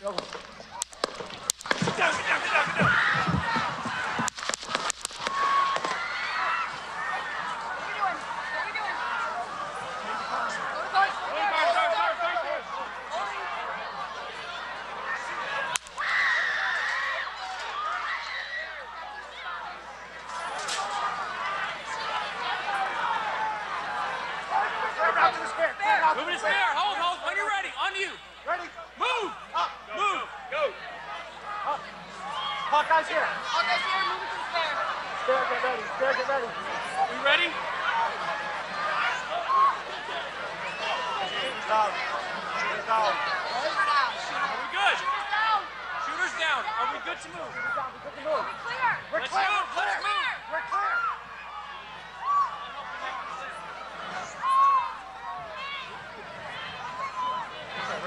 Come on. Let me get my shoes. Let me get my shoes. Got you, sir. I got you, sir.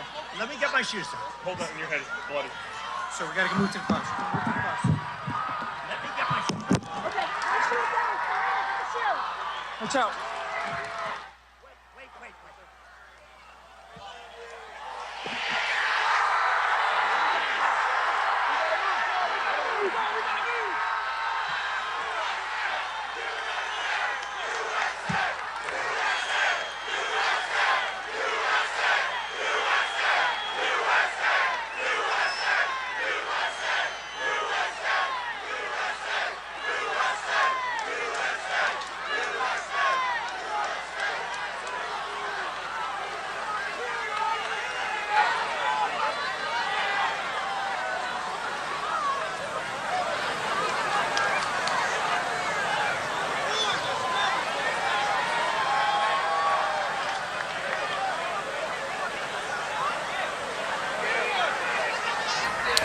Couple things about that video. You could hear audio during that time. Most of that was the Secret Service talking to one another and to the former president. You could also hear some words from the former president. Initially, when the Secret Service, you saw the former president, after the first few shots, touch his right ear. Then the Secret Service rushed, realizing what was happening, rushed to cover him. They held him down on the ground as there were more shots. It was once you heard some Secret Service agents saying, what are we doing? Where are we going? Then you heard them saying that the shooter was down. We are clear, meaning the shooter had been neutralized. They then say, you then hear the former president saying, let me get my shoes. Apparently his shoes may have been knocked off as they knocked him to the ground. And then you hear at some point the former president saying, wait. And that's when you see him raise his fist and mouth to the crowd. It seemed the words fight. He was then whisked off, again raising his fist. The former president has blood on his ear and the side of his head when he was taken away. He was examined at a local hospital and, according to his campaign, is fine. But again, at least one person who came to see the former president has been killed. So is the suspected gunman shot by the Secret Service. Another attendee, we believe, has been seriously wounded. Now, we've just gotten this statement from President Biden. He has said, quote, I have been briefed on the shooting at Donald Trump's rally in Pennsylvania. I'm grateful to hear that he is safe and doing well. We have a statement from the President of the United States. Is being shown on your screen now. And also, the President is delivering remarks on the incident at the Trump rally. Let's go to that live right now.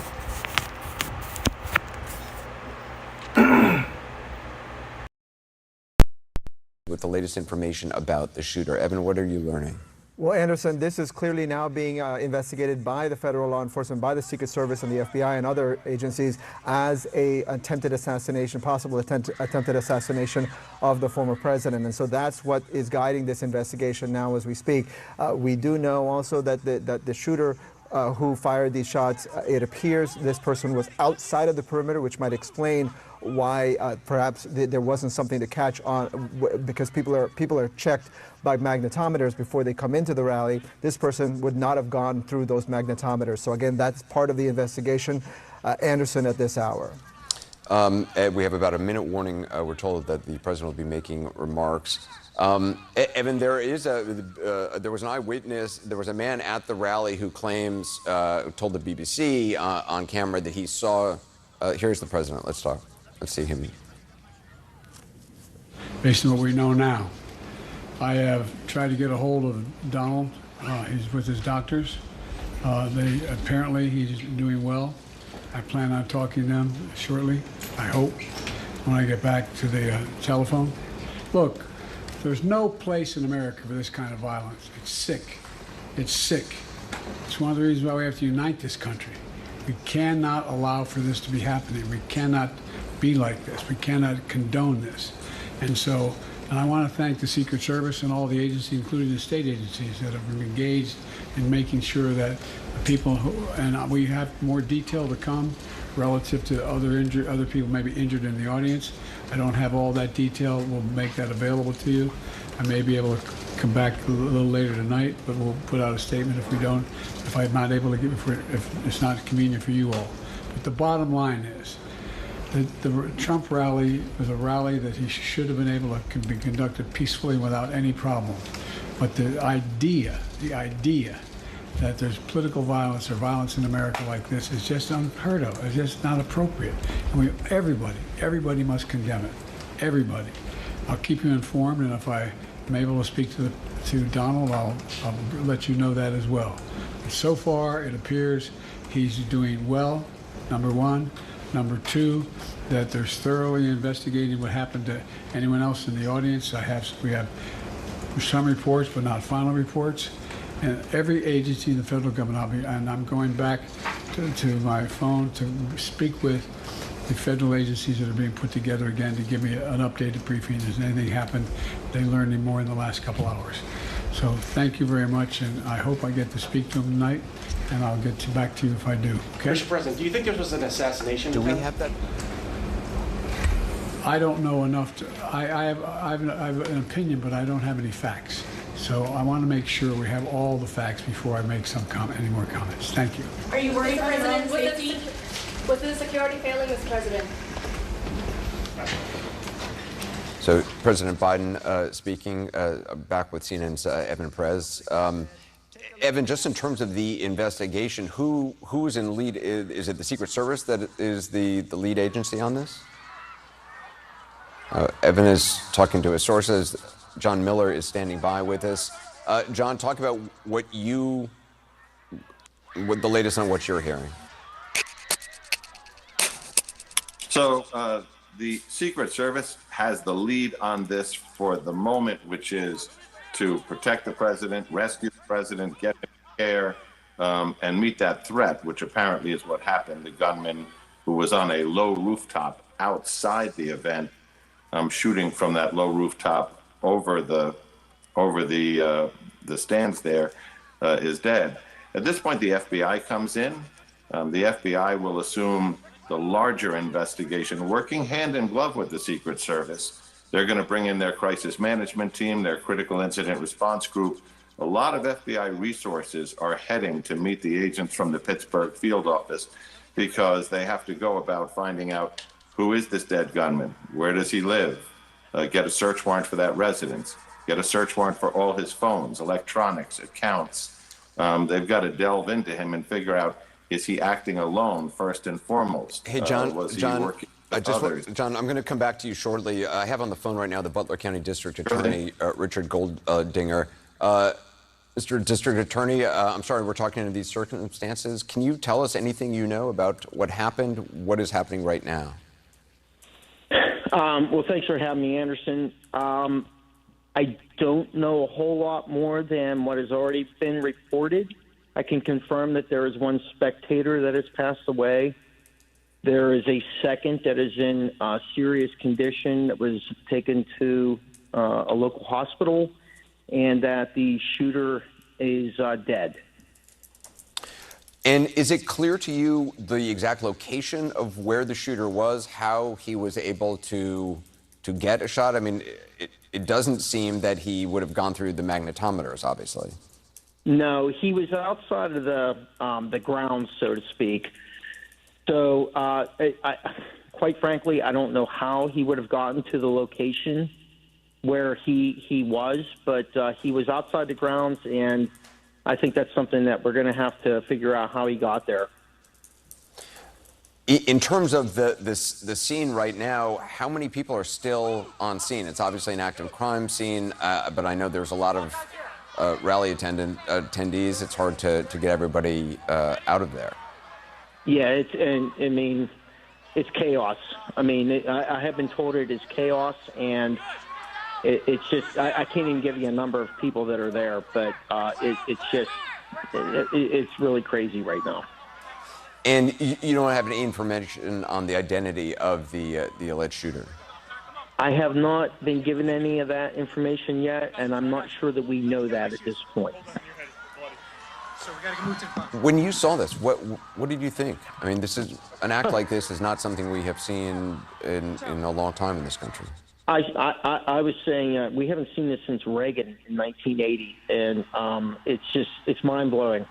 Maybe we got a little lackadaisical about it, that this wouldn't happen to a president or a former president, but it's crazy. And I mean, sadly, maybe it's just the state of our current political situation. But I mean, you just wouldn't even think it would happen, especially in where I live in Butler County. You would not expect this.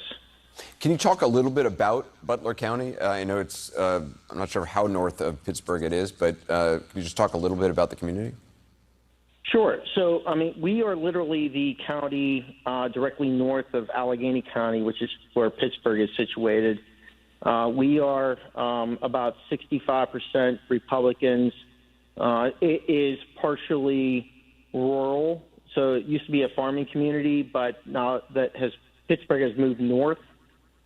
We have some more, I call urban sprawl, so to speak, in the southern part of our county. So it's pretty diverse in that sense. Richard Goldinger, I appreciate your time. And again, I'm sorry it's under these circumstances. We'll continue to check in with you. Thank you. Wolf? Thank you, Anderson. Anderson, thank you. The Pennsylvania Republican Senate candidate, David McCormick, was there at this rally in Pennsylvania. He's an eyewitness to what had unfolded. He's joining us right now. David, thank you so much for joining us. Give us your eyewitness account of what you saw, what you heard, and what you believe happened. Yeah, well, thank you, Wolf. I was in the front row, so the president was speaking out to the crowd. Looked like a big crowd. I think I was told 15,000 or so, and I was seated to his right in the front row, and he had actually just announced me and invited me up to the stage, and then said, "No, I'll have you come up in a few minutes." And about a minute or so after that, we heard a series of shots. I think 7 or 8 shots, just pop, pop, pop. I was a former Army guy. They sounded like a small caliber weapon, but obviously I'm not sure about that. And it was like all of a sudden just chaos. The Secret Service immediately covered the president, jumped on top of him, and the crowd obviously all went immediately to the ground, to people on their knees or laying down on the ground. And then the president got up and sort of was surrounded by the Secret Service. And you see this, you could see him just with a little bit of blood on him, and his sort of fist came out in defiance. And then over my shoulder behind me, it was clear that somebody had been hit. And so people around this gentleman were trying to administer first aid, and he was clearly, this person was clearly injured. It seemed severely. There was a lot of blood. And eventually some police officers came up and carried him to where I hope he got to urgent care, and obviously praying for him now. So that was what I saw. I saw the immediate attack on the president, and I saw the fact that this person behind me was injured. But you can imagine with that kind of incident happening, very hard to know what's coming. In fact, I'm not sure whether it was one shooter or two shooters. I couldn't really tell. It seemed like the shots were coming from my front, so to from the president's left, but which would have made sense why the person behind me was hit. But I'm not sure if there was also shots coming from other directions. So it was, as you might imagine, it was chaotic and confusing in the moment. I can only wonder what you were going through, David. You and I know each other. Did you immediately drop to the ground to try to protect yourself? Were you standing? What was going on from your first row vantage point? Well, I immediately dropped down, and then I realized somebody was hit, and then I stood back up to see whether we could get the right medical care. And then people around me were saying, "You got to stay down." Because maybe there's still more shooters, or maybe the shooter's not been apprehended. And, the president had just literally, called me up and, made a big deal about me. So conceivably I could have been somebody they would have targeted. So so I eventually got back down, as most people did. But my initial reaction was, boy, is somebody behind me hurt? How do we make sure they get the right care? And, it was such a dense crowd. Getting the right medical assistance back into the crowd took a few minutes. But that was my initial reaction. Yeah, we know one of the individuals who happened to have been at this rally was shot and killed. Another is in serious condition, we're told, right now. Very, very disturbing developments indeed. And I was watching it live, and I did hear Trump say some nice things about you and invite you to come up on the stage. And he said he'll come up on the stage later and talk. Yes. And I'm glad you didn't go up on the stage right away as soon as he mentioned your name. God forbid you could have been up there as well. And I'm sure that's going through your mind right now. Were you alone? Was Dina there with you? Or did you have friends with you? I was with Mike Kelly and Dan Muser, among others, who are two sitting congressmen in Pennsylvania, and some other supporters and friends. And the thing you start to worry about is how, making sure that everybody has the help they need to be able to get out of there once the panic started. So we all stuck together for a bit, and hopefully people are on their way. So what happened after the former president was removed from the stage over there, taken to that vehicle, and we're now told he went to a medical facility and he's okay, thank God. But what happened? Did everybody just stay there? Did law enforcement say, don't move, this is a crime scene? What was unfolding? Well, I'm still there at the moment, so the traffic is gridlock, as you might imagine. So I'm still there. The area where the president left from, they blocked that whole area off.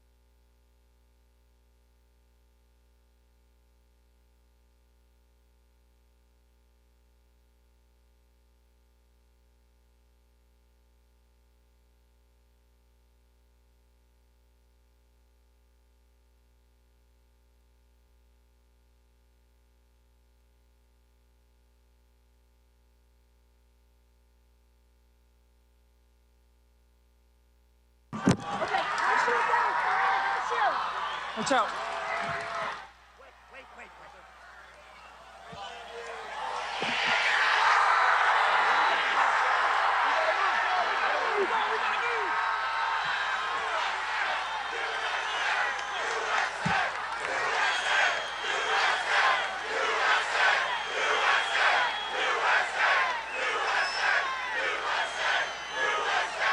A number of things. First of all, the shots, it seems to me that the shots come in sort of three separate volleys. There's the initial ones in which the former president feels something on his ear, touches his ear. It seems like there's a space, then a second volley of shots.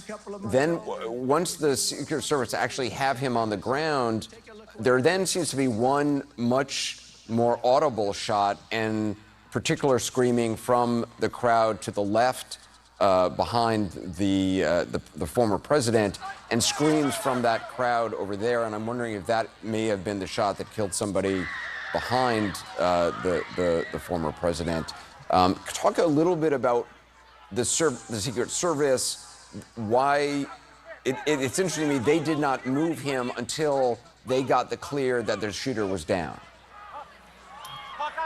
Yeah, Anderson, there is a lot going on in just a few seconds, and it just speaks to how dynamic and unpredictable these situations are. But this is something that the Secret Service constantly trains for. And as I said earlier, there are agents who are on that stage that I work with, that I trained with, and I can attest that we have practiced for these situations thousands of times. And what we saw was near flawless execution by not only the Secret Service that we're seeing, but what we don't see. So let me first talk about what we are seeing. We're seeing the Secret Service react very quickly upon identification of a threat. Now, at that moment, they may not know that it's actual gunfire, but it's a perceived threat, and they're going to action off of that. They're going to go to the protectee, as we saw. The president was already moving down, which was probably an instruction given to him a long time ago, even as president, to get down in the moment of any type of threat. But the Secret Service agents quickly came in. They put themselves between the former president and any type of potential threat, again, basically creating a body bunker around the former president. While they're down on the ground, they're doing a rapid assessment. There's a lot of information coming into their earpieces about what's going on around the perimeter. Was it a shooter? What the situation is. We heard the verbal commands. Again, you have to think they weren't screaming and yelling at each other. They were very composed. Their instructions to each other were very clear. Again, that all comes down to their training, tactics, and experience. The president was not moved until they confirmed that the shooter was down, and you actually heard an agent say, "safe to move." Most likely, that was the detail leader for the former president, giving the instruction that it's safe to move. The Hawkeye team, as you hear, Hawkeye's up, Hawkeye is around. Hawkeye is the tactical team. That is the counter-assault team. Again, they're there to support the shift, address any secondary threats that may present itself, and make sure that the president's movement from one terrain feature, the podium. Former president is at that hospital, but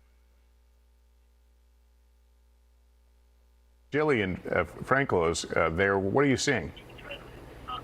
Lester, that's right. I'm across the street from Butler Memorial Hospital. And as you mentioned, we do not yet have confirmation that this is where former President Donald Trump was taken. But there's a heavy law enforcement presence here. Media was across the street. We're shortly getting moved. The hospital is set up on a hillside, and there's law enforcement at the top of the hill looking down. There's also law enforcement at the top of the roof of the hospital itself. When I arrived, there was a helicopter circling the building, heavy police presence here, Lester. When I pulled up, I asked the officer how they were doing. He said they're hanging in there. Obviously, a terrifying scene here in Butler tonight. Lester? Yeah, so the access road is cut off to this area?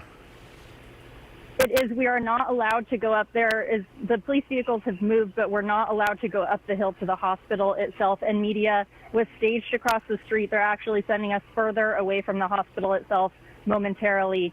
But yeah, it was completely blocked off when I arrived here, and still a heavy police presence. All right, Jillian, thanks very much. Again, we haven't had a, correct me if I'm wrong from the control room, but I don't think we've had a complete description of the wound suffered by the former president. We have all seen, the blood coming out from near his ear, his right ear. Somebody described as a teardrop of blood, of fresh blood. It appears he might have been grazed by the bullet, but again, we haven't received a complete medical terminology description of the wound, but it does appear that he was certainly hit during all of this. He's largely under his own power, certainly being escorted down to the armored vehicle, but again, seems to be doing okay. In fact, we heard from President Biden a while ago, who said that he appears to be okay. We should note that President Biden says he will be trying to call former President Trump at some point here in the not too distant future. And there, the signal of triumph from former President Trump as he was put into that armored car and taken to, we believe, quite possibly the hospital we were just showing you a moment ago. Our investigative correspondent Tom Winter is with us. He continues to dig out fresh details. What more can you tell us, Tom? Lester, a couple of these things coming from official statements from law enforcement, or for 3 to 4 law enforcement officials, to myself and our colleague Jonathan Dienst. We know that the FBI is now on scene and is assisting the United States Secret Service along with the U.S. Attorney's Office in their investigation into this shooting today at the Trump rally. You were just asking a question about whether we know whether or not the former president was shot directly, either grazed in the ear or in the cheek, or whether or not this was a ricochet. That's something that they're still trying to get a handle on, and whether or not a piece of glass was what may have struck him. But either way, he obviously, from the photographs, was struck in some fashion by something. The other information that we were being told, and I'm going to bring in the reporting of my colleague Kelly O'Donnell on this as well, is that this shooting happened outside the Secret Service perimeter. So for folks that have attended any sort of political rally involving either party, involving a presidential candidate or a former president, you'll notice if you go that you are wanded, or you have to go through a magnetometer, kind of like an airport style security, if you will. That happens within the perimeter of the event. And leading up to the event, the U.S. Secret Service goes through the event site itself to make sure that there's nothing nefarious stored inside, that nobody's hiding out and waiting for a rally to begin. What will happen is the FBI has the statutory authority to investigate assassination attempts, and they will be the lead agency on the investigation, but the Secret Service will be there step by step with them, and they'll look into the shooter, his background, and do extreme detail to find out if he had accomplices, if there was a major plot, things like that. So when we talk about the response and what's going to be coming next, I'm curious, what is the protocol for a campaign rally of this size? We know Trump likes big crowds. We know that there were people not only in the audience behind him, but there were also a good amount of people in front of him as well. What is the challenge with securing events of this nature, Marvin? Sure, those huge crowds. And particularly with the president, the former President Trump, who likes to be with the crowd, in the crowd, exposed to the crowd, puts a real strain on the security measures taken. If there's a venue that can be secured, of course, everyone that comes into the venue is screened for weapons. There should be, and apparently there was in this case, anti-sniper teams on rooftops surrounding the venue. According to your reports, an anti-sniper team took out the shooter. It's very difficult to control all these people. What you don't see is people coming into the venue that are screened. You don't see agents in plain clothes wandering through the crowd, keeping an eye out for suspicious persons. The closer you get to the president, the more agents there are. And those fellows working and ladies working right around the president are giving up their life to protect him. So they're very brave individuals. What is happening in the beast, if you will, the vehicle that Trump was ushered into promptly after this happened. We saw it with our own eyes, everything that happened outside. But what takes place as soon as he's in that vehicle and the second they start driving away? Sure. At least one of the agents will be looking the president over carefully to see if there are any other wounds besides his ear. It was only by the grace of God that this headshot just grazed his ear or his side of his head.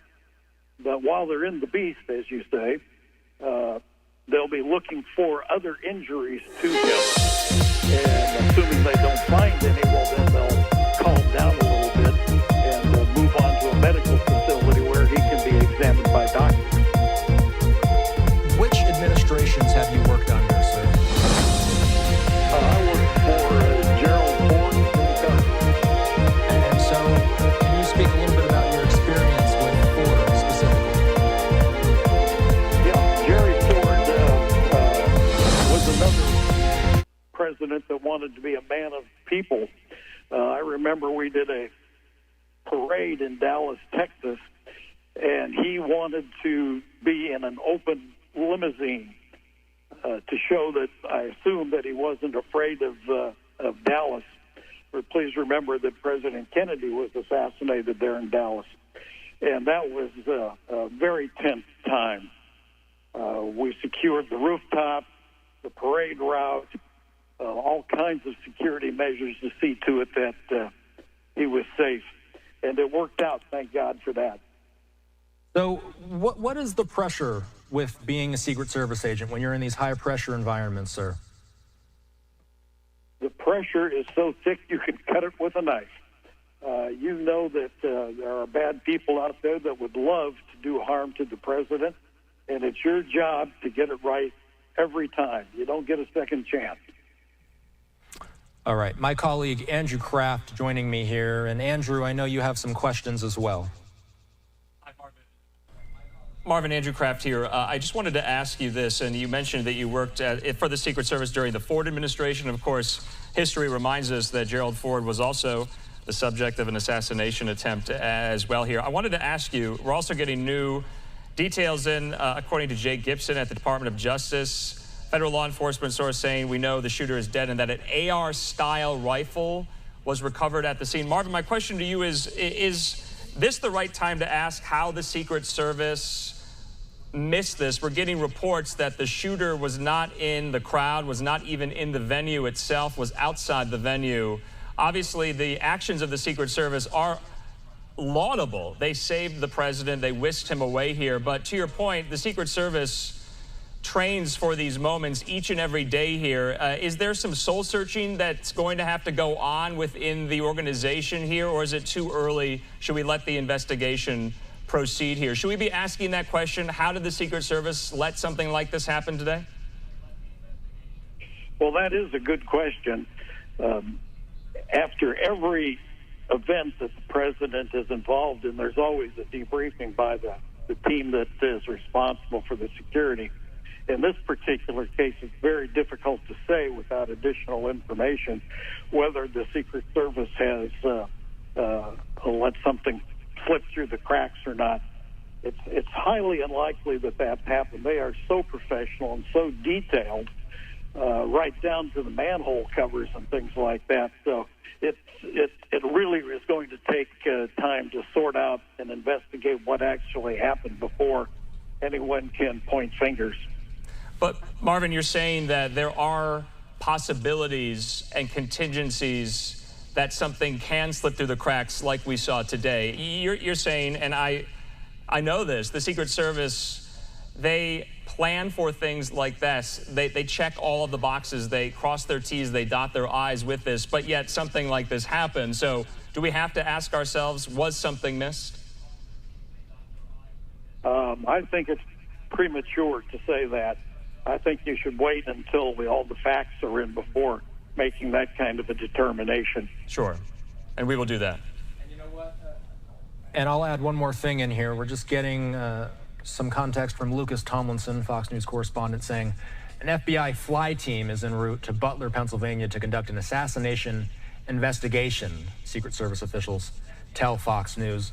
How does an investigation of this sort begin, Marvin? An assassination attempt investigation is going to be no small undertaking. Where do they start?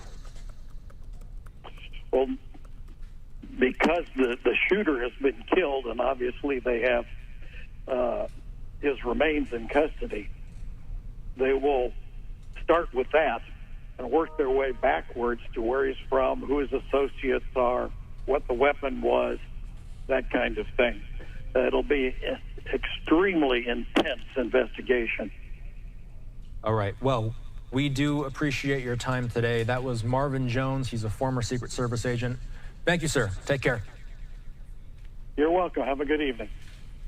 Okay, so what we want to do next is we'll play through what exactly we saw earlier today. We play the images on the screen, but it's better served playing this with the audio so you get the full idea of how this thing transpired. You hear the pops, you hear Trump himself and his Secret Service detail that are huddled together right behind that podium, that live microphone. So you hear a little bit of that. Let's play it. And look what happened to our country. Probably 20 million people. And you know, that's a little bit old, that chart. That chart's a couple of months old. And if you want to really see something that's said, take a look at what happened. Get down, get down, get down, get down.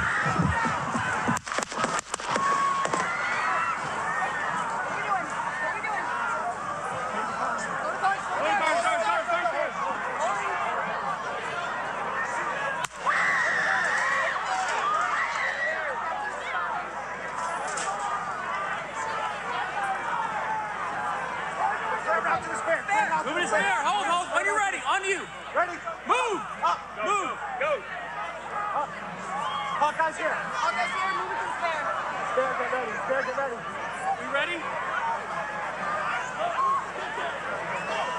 Down. Down. Are we good? Shooter's down. Are we good to move? Shooter's down. We're good to move. We're clear. We're clear. Let's move. We're clear.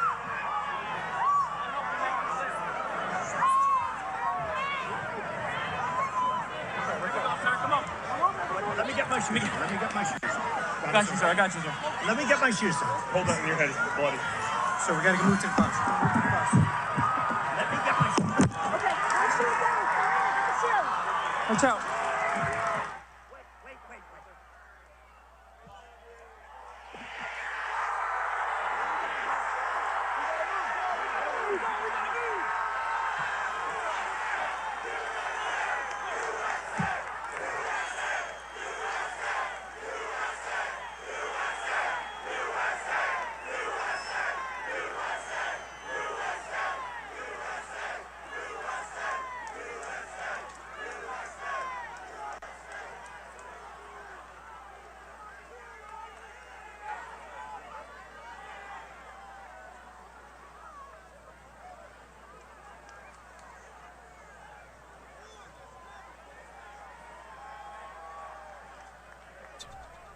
And look what happened to... Okay, so that clip playing back, of course, very, very scary moments. We have since heard from Trump's campaign that he is fine. They say that he is safe. We've heard from the Secret Service saying such as well. I'm going to send things to my colleague, Andrew Kraft, who I believe has an update. We're hearing from the president on Truth Social, Andrew.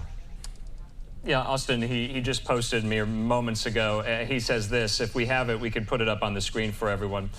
Trump says, I want to thank the United States Secret Service and all of law enforcement for their rapid response on the shooting that just took place in Butler, Pennsylvania. Most importantly, I want to extend my condolences to the family of the person at the rally who was killed, and also to the family of another person that was badly injured. It is incredible that such an act can take place in our country. Nothing is known at this time about the shooter, who is now dead. I was shot with a bullet that pierced the upper part of my right ear.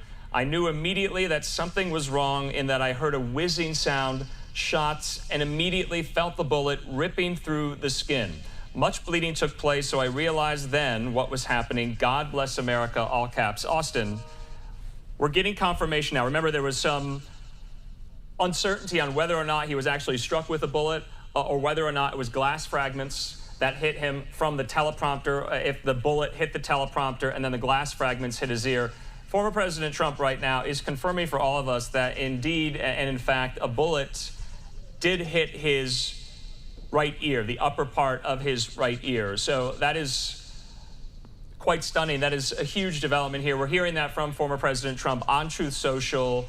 Mere minutes ago, we just put that post up. And so we heard from the campaign in the immediate aftermath of the shooting there that Trump was going to be fine, that he's in good spirits, thanking the Secret Service, thanking law enforcement.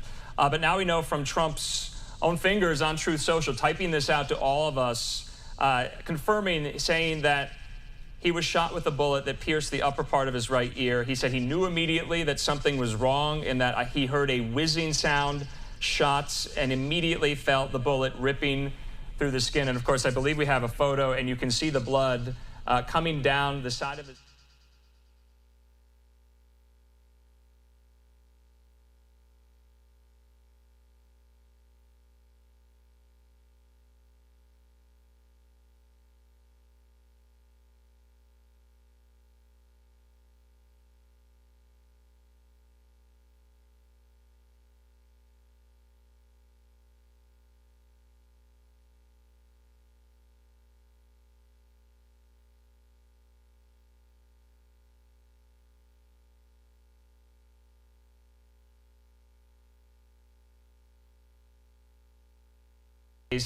and hit the top of it. Okay, we seem to be having some problem with our video there. We'll get back to that in a moment. Again, just in, Trump has just posted on Truth Social, his social network, I was shot by a bullet that pierced the upper part of my right ear. So he confirms himself, and that's what I attempted to believe what may have happened earlier as our coverage continues, that a bullet did graze the upper part of his right ear, and that's where the blood come from. He is being treated at a local hospital there in Pennsylvania at this hour. He is fine, though, after what the FBI is saying, a possible, mind you, assassination attempt against Trump. Let's go back now to Fox for more on this still developing story.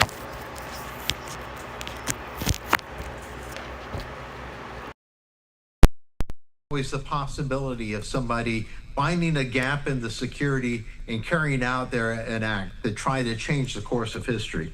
You're a former FBI investigator. What is the FBI's role in an investigation like this? I imagine so many agencies are going to take part. So Secret Service is responsible for the protection of the president, the vice president, and political candidates here as we do the run-up towards the election. Once an event happens like this, the lead federal agency shifts from Secret Service to the FBI. The FBI is responsible for the investigation of an assault on the president and an assault on a candidate like this. And so the FBI will be the lead federal agency, but they will not be working by themselves. They will be working with all the other law enforcement in the community there. They'll be working with Secret Service. They will be working with state police. They'll be working with local police. A lot of people need to be interviewed. There needs to be the forensics done for the evidence that is there. There will be a deep dive into the shooter as far as who this person is. Are they known to law enforcement? Have they posted things on social media? Have they made threats before? These are all things that will take time to do. This investigation is not something that is going to be completed tonight or tomorrow or this week. It's going to take time to be able to get into the details of this to determine exactly what happened. So what is going to be paramount when they're trying to investigate who just tried to assassinate a president? What are going to be the first things that they're looking for? Are we looking for a digital footprint, something more? So the first thing was getting the president or the former president out of the area and making sure that he is safe. And that was successfully done. He's at the hospital.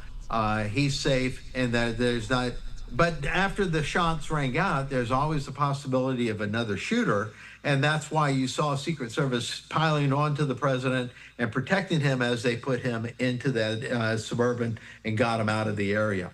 Now, for the investigation, since the shooter is known, since the shooter is neutralized, the focus will be primarily on determining who this person was, what is known about this person, and have they made threats before, whether or not they have posted anything online. And so the digital aspect will be part of this. However, there's also interviews of his family members and colleagues, if they can be identified, colleagues and friends, if they can be identified, to fill in the picture of who this person is and why it is that they would take a shot at former President Trump. All right, Ken, we are getting in some information from the Secret Service, an updated Secret Service statement reading, during former President Trump's campaign rally in Butler, Pennsylvania on the evening of July 13th at approximately 6:15 p.m., a suspected shooter fired multiple shots toward the stage from an elevated position outside of the rally venue. U.S. Secret Service personnel neutralized the shooter, who is now deceased. U.S. Secret Service quickly responded with protective measures, and former President Trump is safe.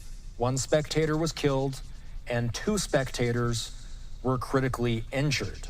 This incident is currently under investigation, and the Secret Service has been notified. From an elevated position, Ken, what do you make of that? So people inside the rally itself have to pass through metal detectors. They are patted down. The venue itself is safe from this type of threat. This threat came from outside the secure area.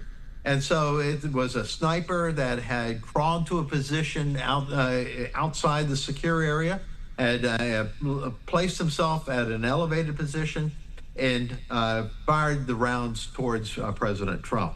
And fortunately, grazed his ear, but did not actually struck him in the head. If it had hit him in the head, we would be talking about the deceased President Trump, more than likely.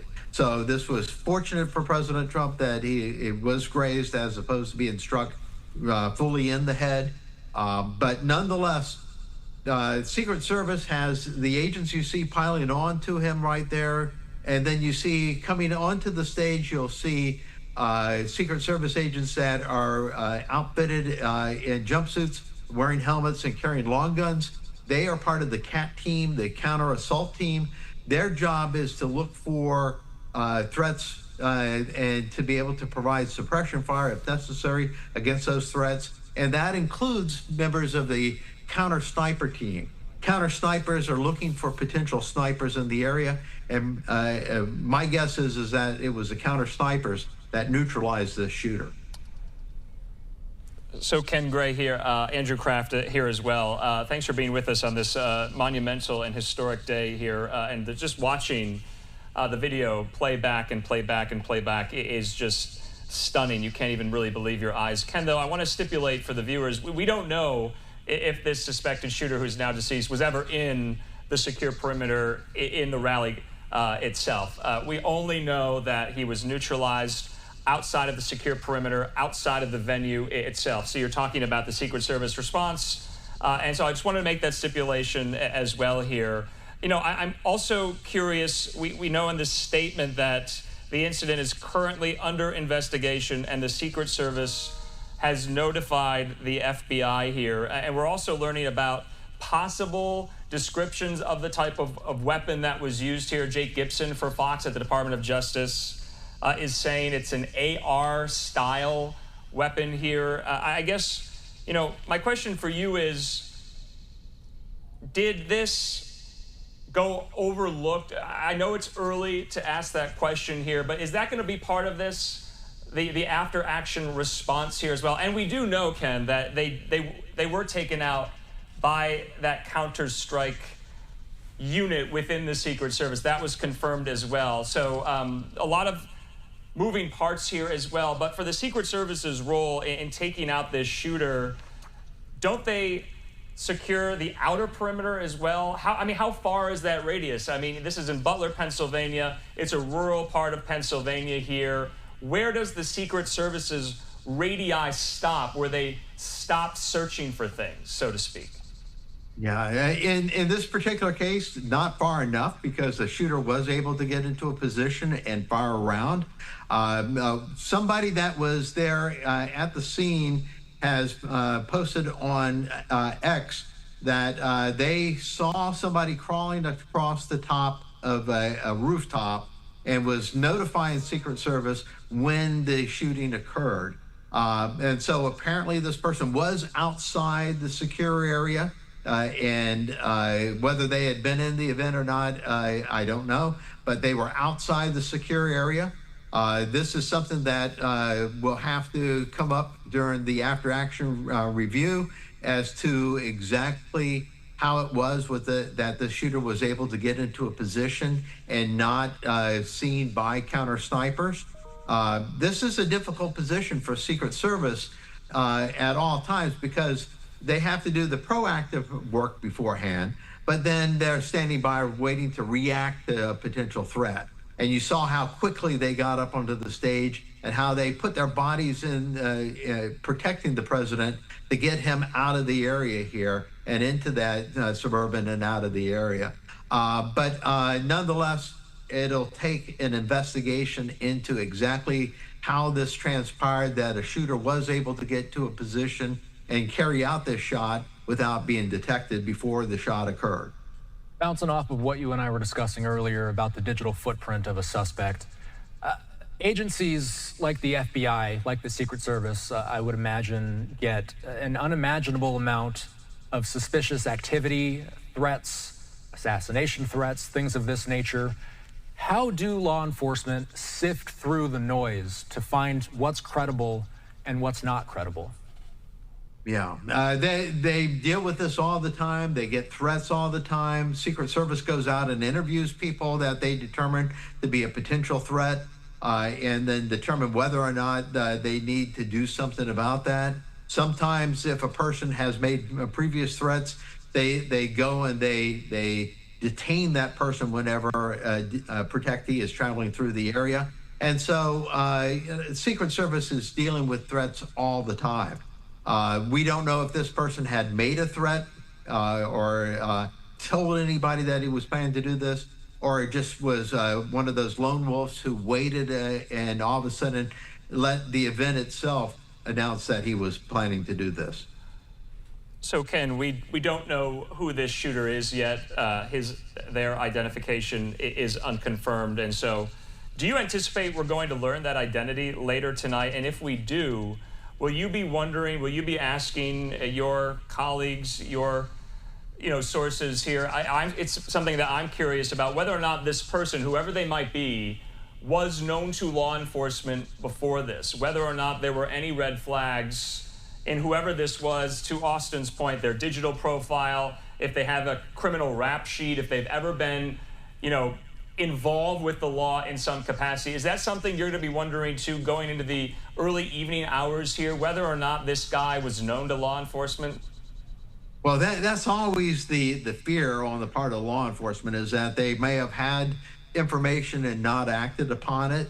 We've seen that happen a couple of times with other shooter type events where threats were known and yet the shooter was still able to carry out their actions. So that's always a fear that law enforcement has, is that when an event like this happens, that they missed something, that they did not act on something that they had. That being said, if they had a credible threat, Secret Service would definitely have moved to eliminate that threat before it occurred. But we're just going to have to wait to see, once they identify who the person is, whether or not this is a person that was known to law enforcement.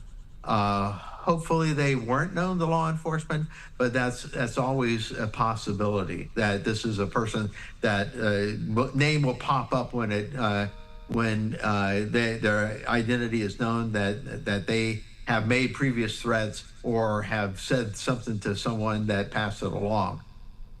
So, Ken, we've been asking our analysts all afternoon, what is the trouble with securing an event of this nature? But given the new details we're getting in from the Secret Service, it appears this suspect, who is now deceased, was outside of the event at an elevated position.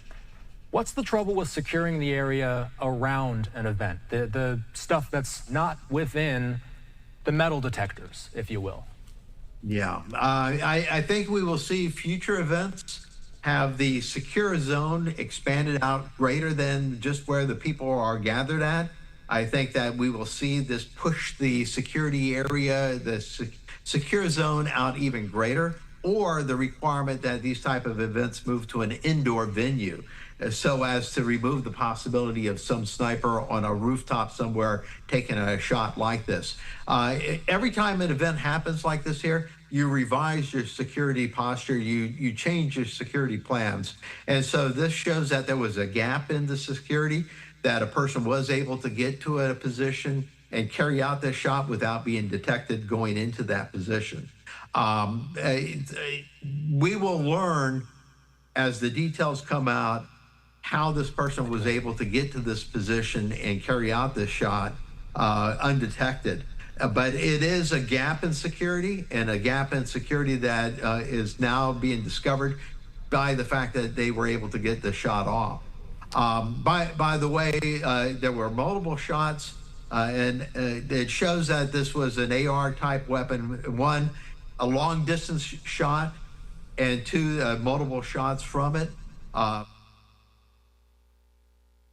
NBC's Dasha Burns is still outside the what was the Trump rally. She was there when the shots rang out. She and her crew, we're happy to say, are safe. But you've been talking to people who were in a traffic jam. I don't see vehicles behind you, so it looks like there's some progress, Dasha, in clearing this area. Yeah, Lester, last time we talked, there were cars all up and down this road here trying to get out of this venue. There were thousands of cars parked all across these lawns here. Now that's cleared up, but we did speak to some of the people who have been making their way out, people who witnessed this absolute tragedy. And I want to introduce you to some folks who kindly pulled their vehicle over for us so that we could speak with them. This is Stacy and Vanessa. And as you said, Lester, the former president now posted on Truth Social describing how he was shot in his ear, grazed by a bullet in his right ear.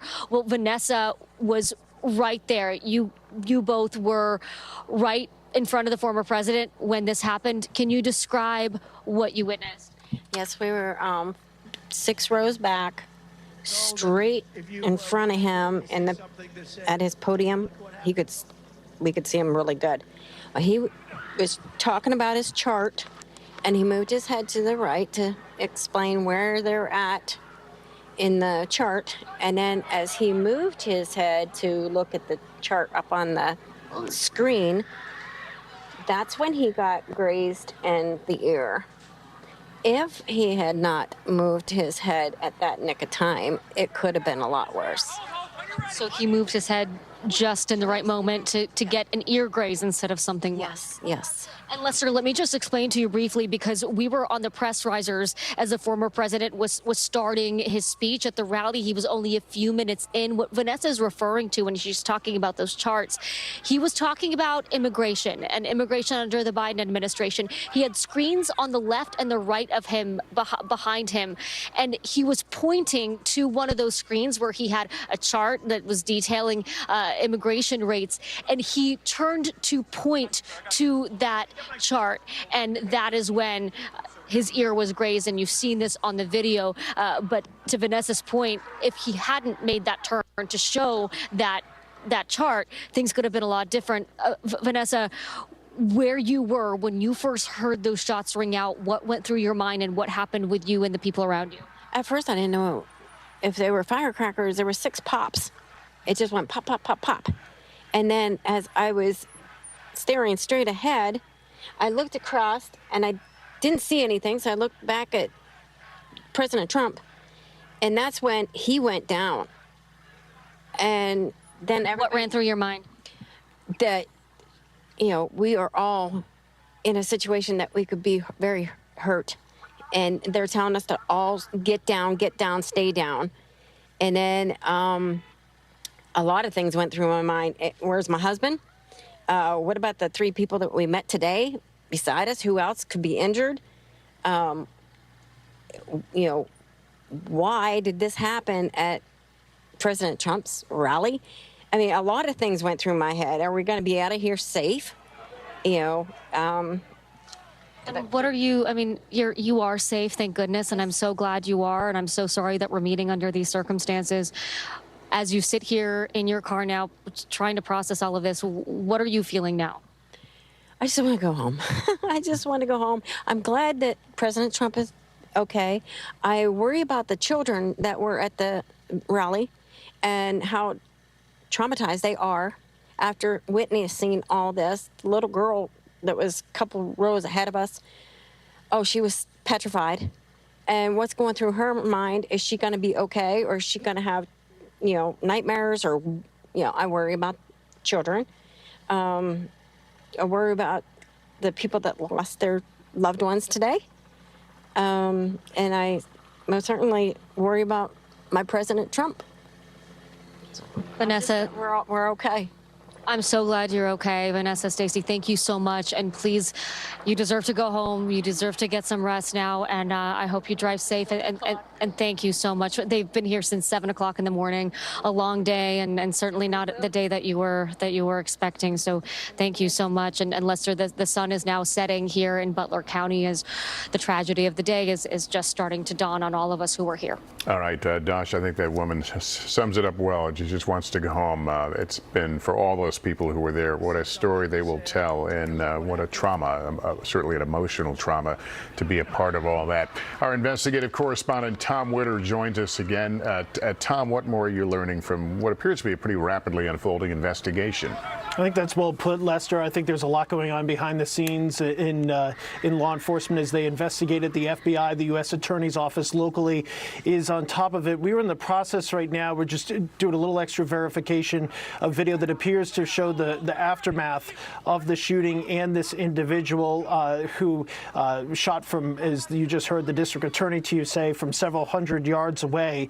It was not, if all this video syncs up and looking at the maps, it does not appear to have been head on, if you will. So our vantage point towards Trump, it would have been from off to the side to what would be towards our left looking at this shooting. That's where it appears to have occurred, but we're still waiting to get more details at this hour. As far as, the president has said he was grazed by a wound, I'm looking there at both teleprompters, which would be the closest glass, and they both appear to be sound. There does not appear to be any sort of damage to them. So it does appear, at least initially, that that's the case, but we're waiting to get some additional confirmation. What will happen now, this investigation in some ways will be quick because they'll want to make sure that there's nobody else that they need to be looking for. We obviously have other people who are running for office or in office currently that they want to make sure are going to be safe or not impacted by anybody who knew this individual. But from a forensic standpoint, from other standpoints, they will slow this down. And once they search that individual's premises, they will make sure that they have a full accounting and cataloging of all the evidence. Even though the alleged shooter is believed to be deceased, they need to go through all of that.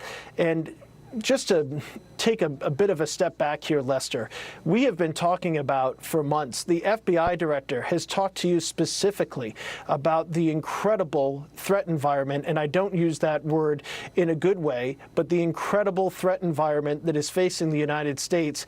And at the center of that is obviously the tremendous political discord that we have, as well as foreign threats. And so when you look at this, this type of thing, unfortunately, is something that has been feared by law enforcement, that we would see some sort of political violence. And obviously, that's something that appears to have happened here today. So we're waiting to get more details. We do not have a name. That I will caution people that are, as so often happens, Lester, as you know now, people are watching us and listening to what we have to say and keeping an eye on their phones and social media, there are several names that are going around on social media that I can tell you are flat out not true. Some of those individuals have been involved in prior mass shooting events. Some of those individuals are bloggers from foreign countries who have no nexus to this whatsoever. And so there's no indication, at least at this stage, that any of the names that have been widely circulated on social media are in fact associated with this shooter. And I think it's important for people to point that out. I'm not going to mention them because for some of those people, they have nothing to do with this, and we certainly don't want to give them any notoriety for no good reason. Yeah, important to point out. All right, Tom Winter, thank you. We'll come back to you as you continue to gather more information. I'm going to bring back Evie Pomparous, a former Secret Service agent. I don't know if you heard my interview with the district attorney a few moments ago. He was describing there's an elevated area and perhaps of several hundred yards around this site. It's been pointed out that the wound received by Mr. Trump was on his right cheek. What are you able to put together as you visualize this? You know, as I'm listening to the whole thing and we're hearing that the threat, in the terms that we would use, the threat's been neutralized, right? We understand, and what we're hearing is that the shooter is no longer alive. I'm thinking, how did that shooter get taken out? And was that shooter taken out actually at a distance? One of the elements you typically have when it comes to protection, you have counter sniper team. Sometimes the Secret Service will have their own team. Other times, if there are not enough resources, which can happen during a campaign season like this, if everybody's stretched out too thin, you may use a local element. So when I hear that the individual from a distance was shooting, I always think immediately of that counter sniper element. Was somebody able to take that person out? Now, when you have counter sniper, your counter snipers are always going to be at an elevated position. So if you're in an urban environment, they're going to be up in high-rise buildings. If you're in an environment like this, they're going to be maybe on any podiums or any stands, anything that gives them elevation. And what they're doing, Lester, consistently is they are looking out through their scopes, through their binoculars. They're looking out, and they're looking what's going on in the distance. So immediately, again, I'm assessing based on what we've done in the past. When you hear those sounds, you're immediately going to look to the direction of where those sounds go. You're going to engage eyesight-wise to see what do you see, and then is there a target to engage? So that's one way in which you can neutralize a threat. Another way that you can neutralize a threat from a distance is there will be a team on the ground. So the snipers are up top, they're seeing things, they're calling things out. You also have a team on the ground that can respond. So it's possibility that that team on the ground, whether Secret Service or local law enforcement, immediately went to that location if they're able to determine that location. So that's what you're going to think about when it comes to line of sight. And look, line of sight is one of the worst things.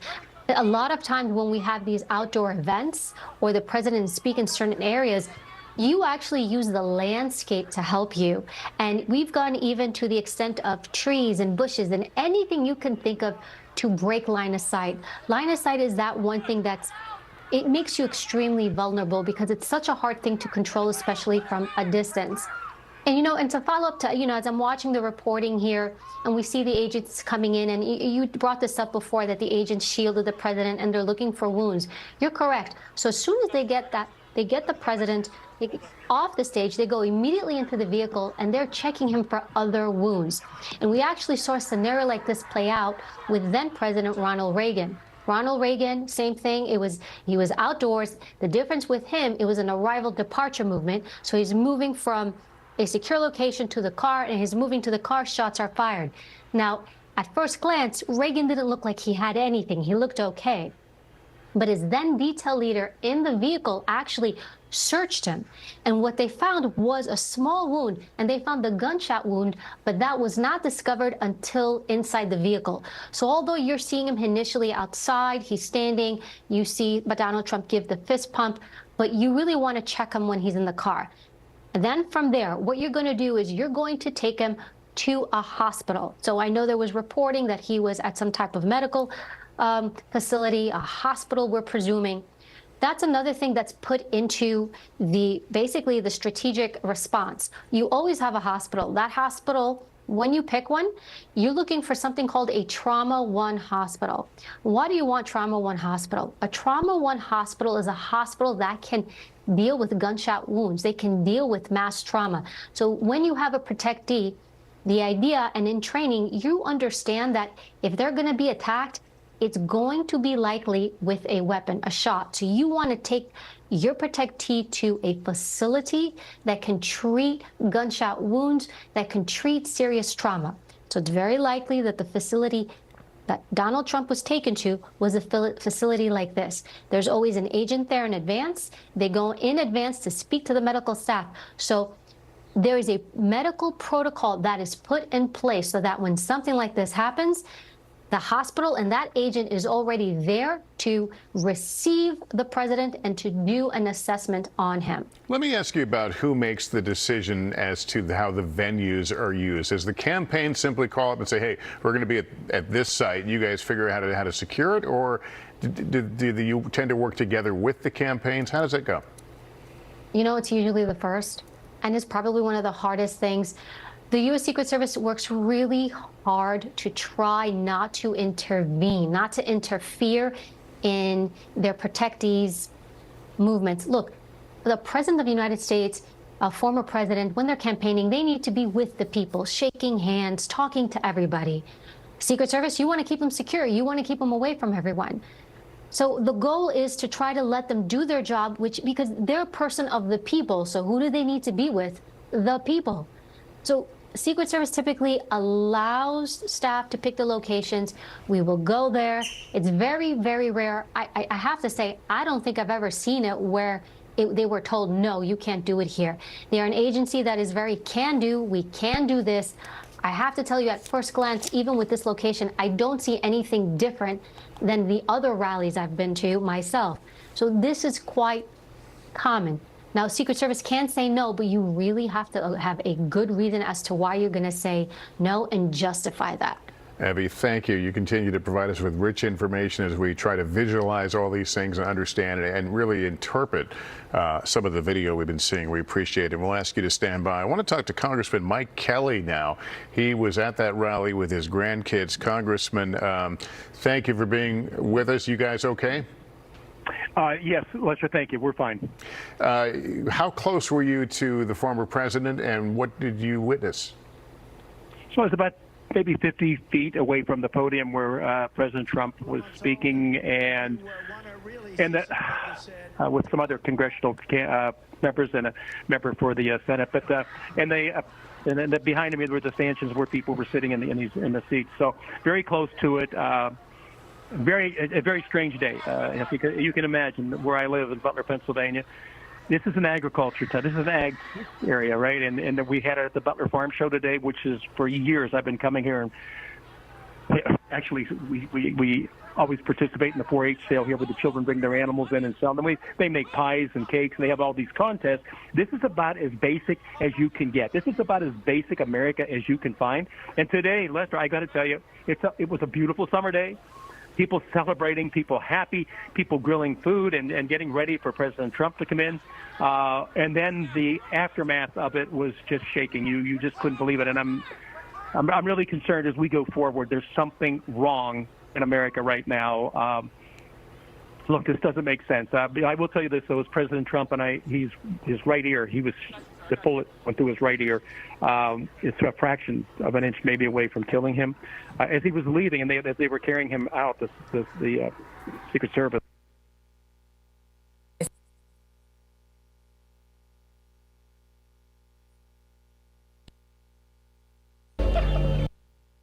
That they now confirmed that the shooter fired as many as 8 rounds from an AR-style rifle while perched on a rooftop adjacent to the venue.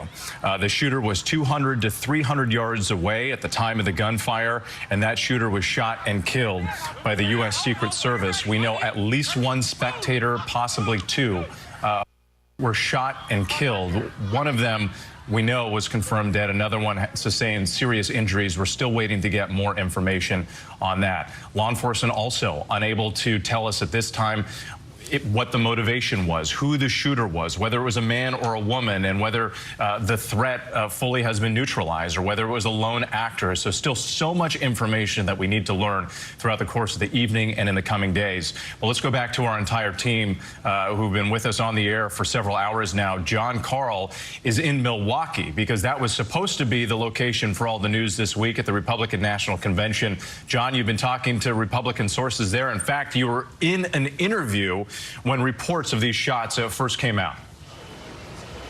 I wasn't in a formal interview, but I was standing on the floor of the convention with the person who was running this convention, Michael Whatley, the chairman of the Republican National Committee. We were just, talking about the big week's plans ahead, speculating on when Trump will actually make the announcement of his running mate when this news broke. And as you can imagine, shockwaves throughout the hall. Nobody really had any idea yet what had happened other than those initial reports and that shocking live video. He took a call from one of his aides and was whisked off the floor to try to figure out what was going on.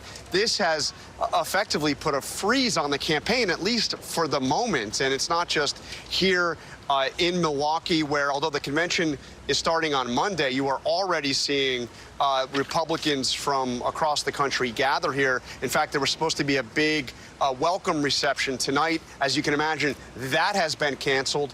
All events, the pre-convention events, have been canceled. Over on the Democratic side, we've heard from the Biden campaign that they have stopped outgoing communications. They say that they are working to pull down all of the political television advertising, all the political advertising that is up as this campaign is effectively put in a state of deep freeze. And then we're hearing statements across the political spectrum, I think most prominently from former presidents. We heard from President George W. Bush, who said that Laura and I are grateful that President Trump is safe following the cowardly attack on his life.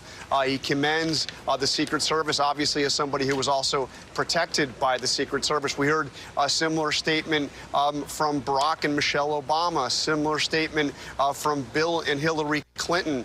We've heard statements from the president's allies and from his political opponents, all saying that violence has absolutely no place in American politics, uniformly condemning this. But I have to also say we are starting to hear some very unfortunate signs of efforts to politicize this horrific event. That's right. And we noted before, this will be a big test to see how the country responds, politically, yes, and in living rooms and workplaces across this country. John, thank you so much. I do want to hear from another person who was there at the event, witnessed the gunfire. Rico Elmore is joining us now. Rico, if you can hear me, just tell us where you were when you first heard the shots. Thank you so much. And also, with all due respect, my prayers go out to the family when this all occurred. I know it's very rough. So I was positioned probably about maybe 20 feet away from the president at the point in time when he was making his address. I was to the right of the stage due to me being I was a speaker at the event. So I did my speech earlier today. During the pre-program, and I was a few feet from where this occurred. We heard the shots, and first of all, it was fireworks because, people are on edge, and any kind of loud boom you hear, you're going to think gunshots immediately, especially because of the environment of what was going on. And I turned around, and someone yelled medic, and I looked. No way a medic could have got to that person in time, so I left my seat, took my tie off, I jumped over the barrier, and I ran to the individual. But when I got there, it was too late. The person was bleeding out through their head. And like I said, once again, respects to the family because this is a very tough time. But they were shot, and I tried to, block the wound. I held a towel against it, and until a medical team arrived and got him out. And, from there I helped the police and crowd control with getting people out of there because people were very nervous, people were very hesitant, and we had to move people fast and get them into a safe location, opposite of where the shooter was at or said to be at. So I assisted with getting people down and getting people out. And try to keep kids calm and just get people clear. Wow, Rico. Obviously, we want to be sensitive to the victim's family. But can you tell us more about this person, where they were? Was it a man? Was it a woman? Well, it was a male. It was a male victim. He was literally just sitting there in the stands. He had to be maybe 3 or 4 rows up from the bottom of the bleachers where everybody was sitting. And 1 second, where everyone's cheering and happy and listening to what Trump's saying, and the next minute, he's gone. Rico, did you have any training in this sort of like first aid? I mean, this is life-saving aid that you're describing here. I mean, I'm in the military. I'm in the 171st Air Refueling Wing, and we learn first aid and self-aid buddy care and basic training. And at the point, as soon as I heard the shots and I seen and heard someone yell medic, my first instinct was, I'm trained in self-aid. I'm trained in applying a tourniquet, but I'm not trained to see someone's, what I witnessed. I mean, nobody can be trained for that. And we're getting the sense, Rico, not just from you, but from others, I think there's going to be some serious time, some healing that's going to need to take place for the people who were there and saw all of this, and especially for you to see everything up close. And you got the sense early on that that this person was lost?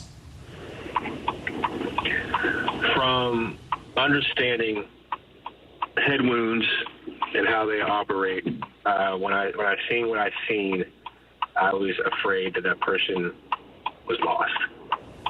And reading what has been done, said, and stated in the news so far, those are now facts, which is a shame. Rico, I don't even know if these are the right words to ask this question because most people have never been in this situation, but how are you processing what you saw and what you witnessed? I mean, one can only process what happened, hopefully as slow as possible.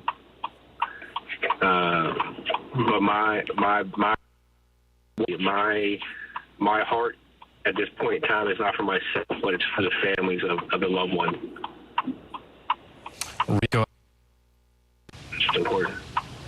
Thank you again for your time, and I'm sure the family is grateful, at least at your efforts, that you jumped in and you did everything you could to help out.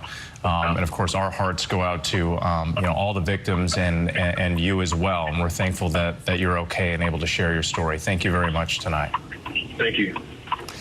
Again, that's one of the many witness accounts that we've received from Rico Elmore there. Really horrific in how this played out. These terrifying and chaotic moments that people described for us, and it went from jubilant people in the crowd eager to hear from the former president to, within a matter of seconds, the pop, pop, pop that people thought at first maybe sounded like fireworks before the horror of what actually happened came into focus. Let's go back to Martha Raddatz. Martha, I know you've been talking to sources here, and I gotta say, just it's one thing when we get the reports from law enforcement, but when you hear from a witness who, witnessed someone die before their very eyes, it's a reminder of just how horrific and historic this event was today. And how tragic. Yeah. And I think most of us just saw what happened to former President Trump, and we're all thankful he is okay. But what happened in that venue, and hearing the story of that young soldier or military person leaping into action, which is not a surprise, going there for a jubilant celebration and having to deal with that kind of tragedy is sobering to us all. I do know that the weapon that the shooter apparently used was something that could be fired from 200, 300 yards away or even more, and could have been accurate. He very well could have shot more people. He very well could have killed former President Trump, even though he was 200 or 300 yards away, because that kind of weapon has that kind of range. We don't know yet whether he had a scope on that weapon or any sort of scope whatsoever. But even so, even just with the naked eye, he was clearly shooting within range of President Trump. Yeah, still so many questions about how this played out, who this shooter was, the motivation there, and where the investigation goes from here. Martha Raddatz, as always, thank you. Let's go to Josh Margolin, one of our investigative producers, who's been getting new details from law enforcement. Josh, what are you learning? With the key part of the investigation, a key part of the investigation will be on looking at where the shooter was, this elevated position, as the Secret Service now confirms. Elevated positions have long been perceived by law enforcement as a real risk to events, to people that gather. Look, just in recent years, we saw the Highland Park, Illinois mass shooting on July 4th, 2022. That was a shooter who was at an elevated position. Of course, the Las Vegas massacre, the worst mass shooting in American history, that was with a shooter who fired down from an elevated position on the Las Vegas Strip. And obviously, we can't forget President Kennedy was killed by a gunman who was located floors above the motorcade that Kennedy was in when he was assassinated. Elevated positions are the Secret Service prepares for this. So a key thing is going to be, how did this gunman get to the location? Why was that location available to that person? Exactly. And I think obviously this is early on, and it's hard to ask some of these hypothetical questions now. But Josh, like all the surveillance and the scanning of these areas that go into place before the event even occurs, and the drones and the helicopters and devices up above, it's hard to imagine how something like this could have been missed from 200, 300 yards away, a rooftop elevated position. That will definitely be part of the investigation going forward. Absolutely. And in fact, the Secret Service has already gone public during the January 6th committee hearings. There was testimony about the Secret Service. They know that people that come to Trump rallies sometimes come carrying, necessarily because they want to hurt anybody. People carry weapons, but you're not allowed to bring those weapons into proximity of the president, of the former president, of the candidate. Josh Margolin, thank you so much. We appreciate it. Let's go back to Rick Klein, our political director at Washington bureau chief, who's there in Milwaukee. I just want to get more on your response, because it is hard to imagine how this week of the Republican National Convention is going to play out, business as usual or as planned. What are you learning about some of the adjustments or changes that could be made in the coming hours? Whit, I was told just moments ago that there were no changes to the convention itself, but I would note that there is precedent for condensing a convention in the event that you need to. There have been times where major storms, either in a convention city or elsewhere in the country, have forced the cancellation of one night. There is plenty of wiggle room in a schedule like this to be able to do the convention business in fewer than the 4 nights that are now scheduled. But I am told that things are still on track as of this hour, although things are changing fast. But Whit, I would mention, just to understand what a convention is like, it's not just what goes on inside the arena itself. That's the main convention business. We're talking about dozens, maybe hundreds of other events. John Carl's been reporting about things that are canceled tonight. Well, tomorrow night, there's a 15,000 person open air welcoming party for all delegates and invited guests. That is an enormous event, and it's an enormously hard event to secure. Similarly, you've got talking about breakfasts that happen around the city in hotel ballrooms and private residences. So many opportunities to worry about the security footprint that involve elected officials, maybe even the president himself or the former president or his vice presidential running mate might be slated to attend things like this. So you have to think about not just the event itself, which is, but everything surrounding it. This was a city that was ready to celebrate this moment. It is now a city that is worried, concerned about this increased threat environment. Rick Klein, thank you. Let's go back to John Karl, also there in Milwaukee. And John, picking up on that point, because this is not just known threats with security, right? We've talked about lone wolves and that threat in the past. It's somebody who may see an event that they saw and then be inspired to do something that can be almost impossible to plan for, especially when you have large gatherings of lots of people.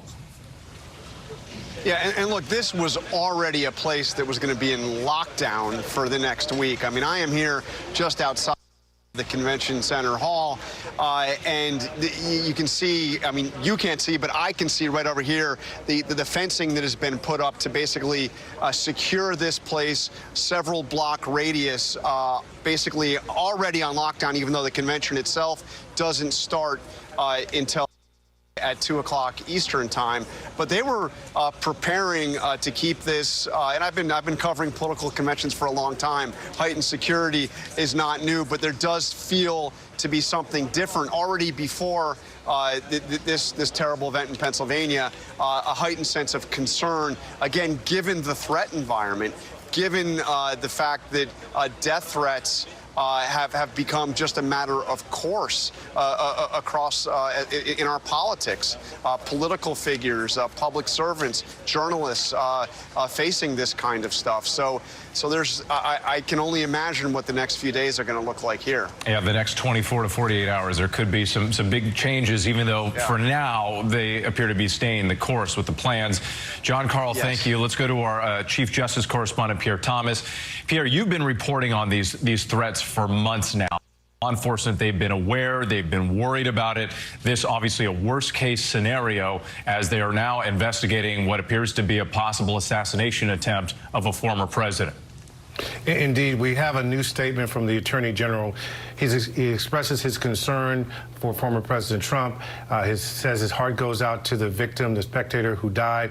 He also issues a statement saying, quote, "We will not tolerate violence of any kind. Violence like this is an attack on our democracy. The Justice Department will bring every available resource to this investigation." And we have some more clarity now about exactly how this is going to unfold. The Justice Department's National Security Division, along with the FBI, will oversee this investigation with support from the U.S. Attorney's Office in Pittsburgh. So what that means is that this is officially being looked at as an assassination plot, potentially that is going to be investigated until they can, as another source said, determine otherwise. That tells you the level of concern. Also, I'm being told by sources that law enforcement will be looking at security for all major public events, particularly those involving politicians, in the coming days. As you said, Whit, the elevated threat environment has been of great concern by the FBI director, and sources within the Attorney General's office have been telling me repeatedly in recent weeks that the biggest concern he had going forward toward the fall was this spike in threats of political violence.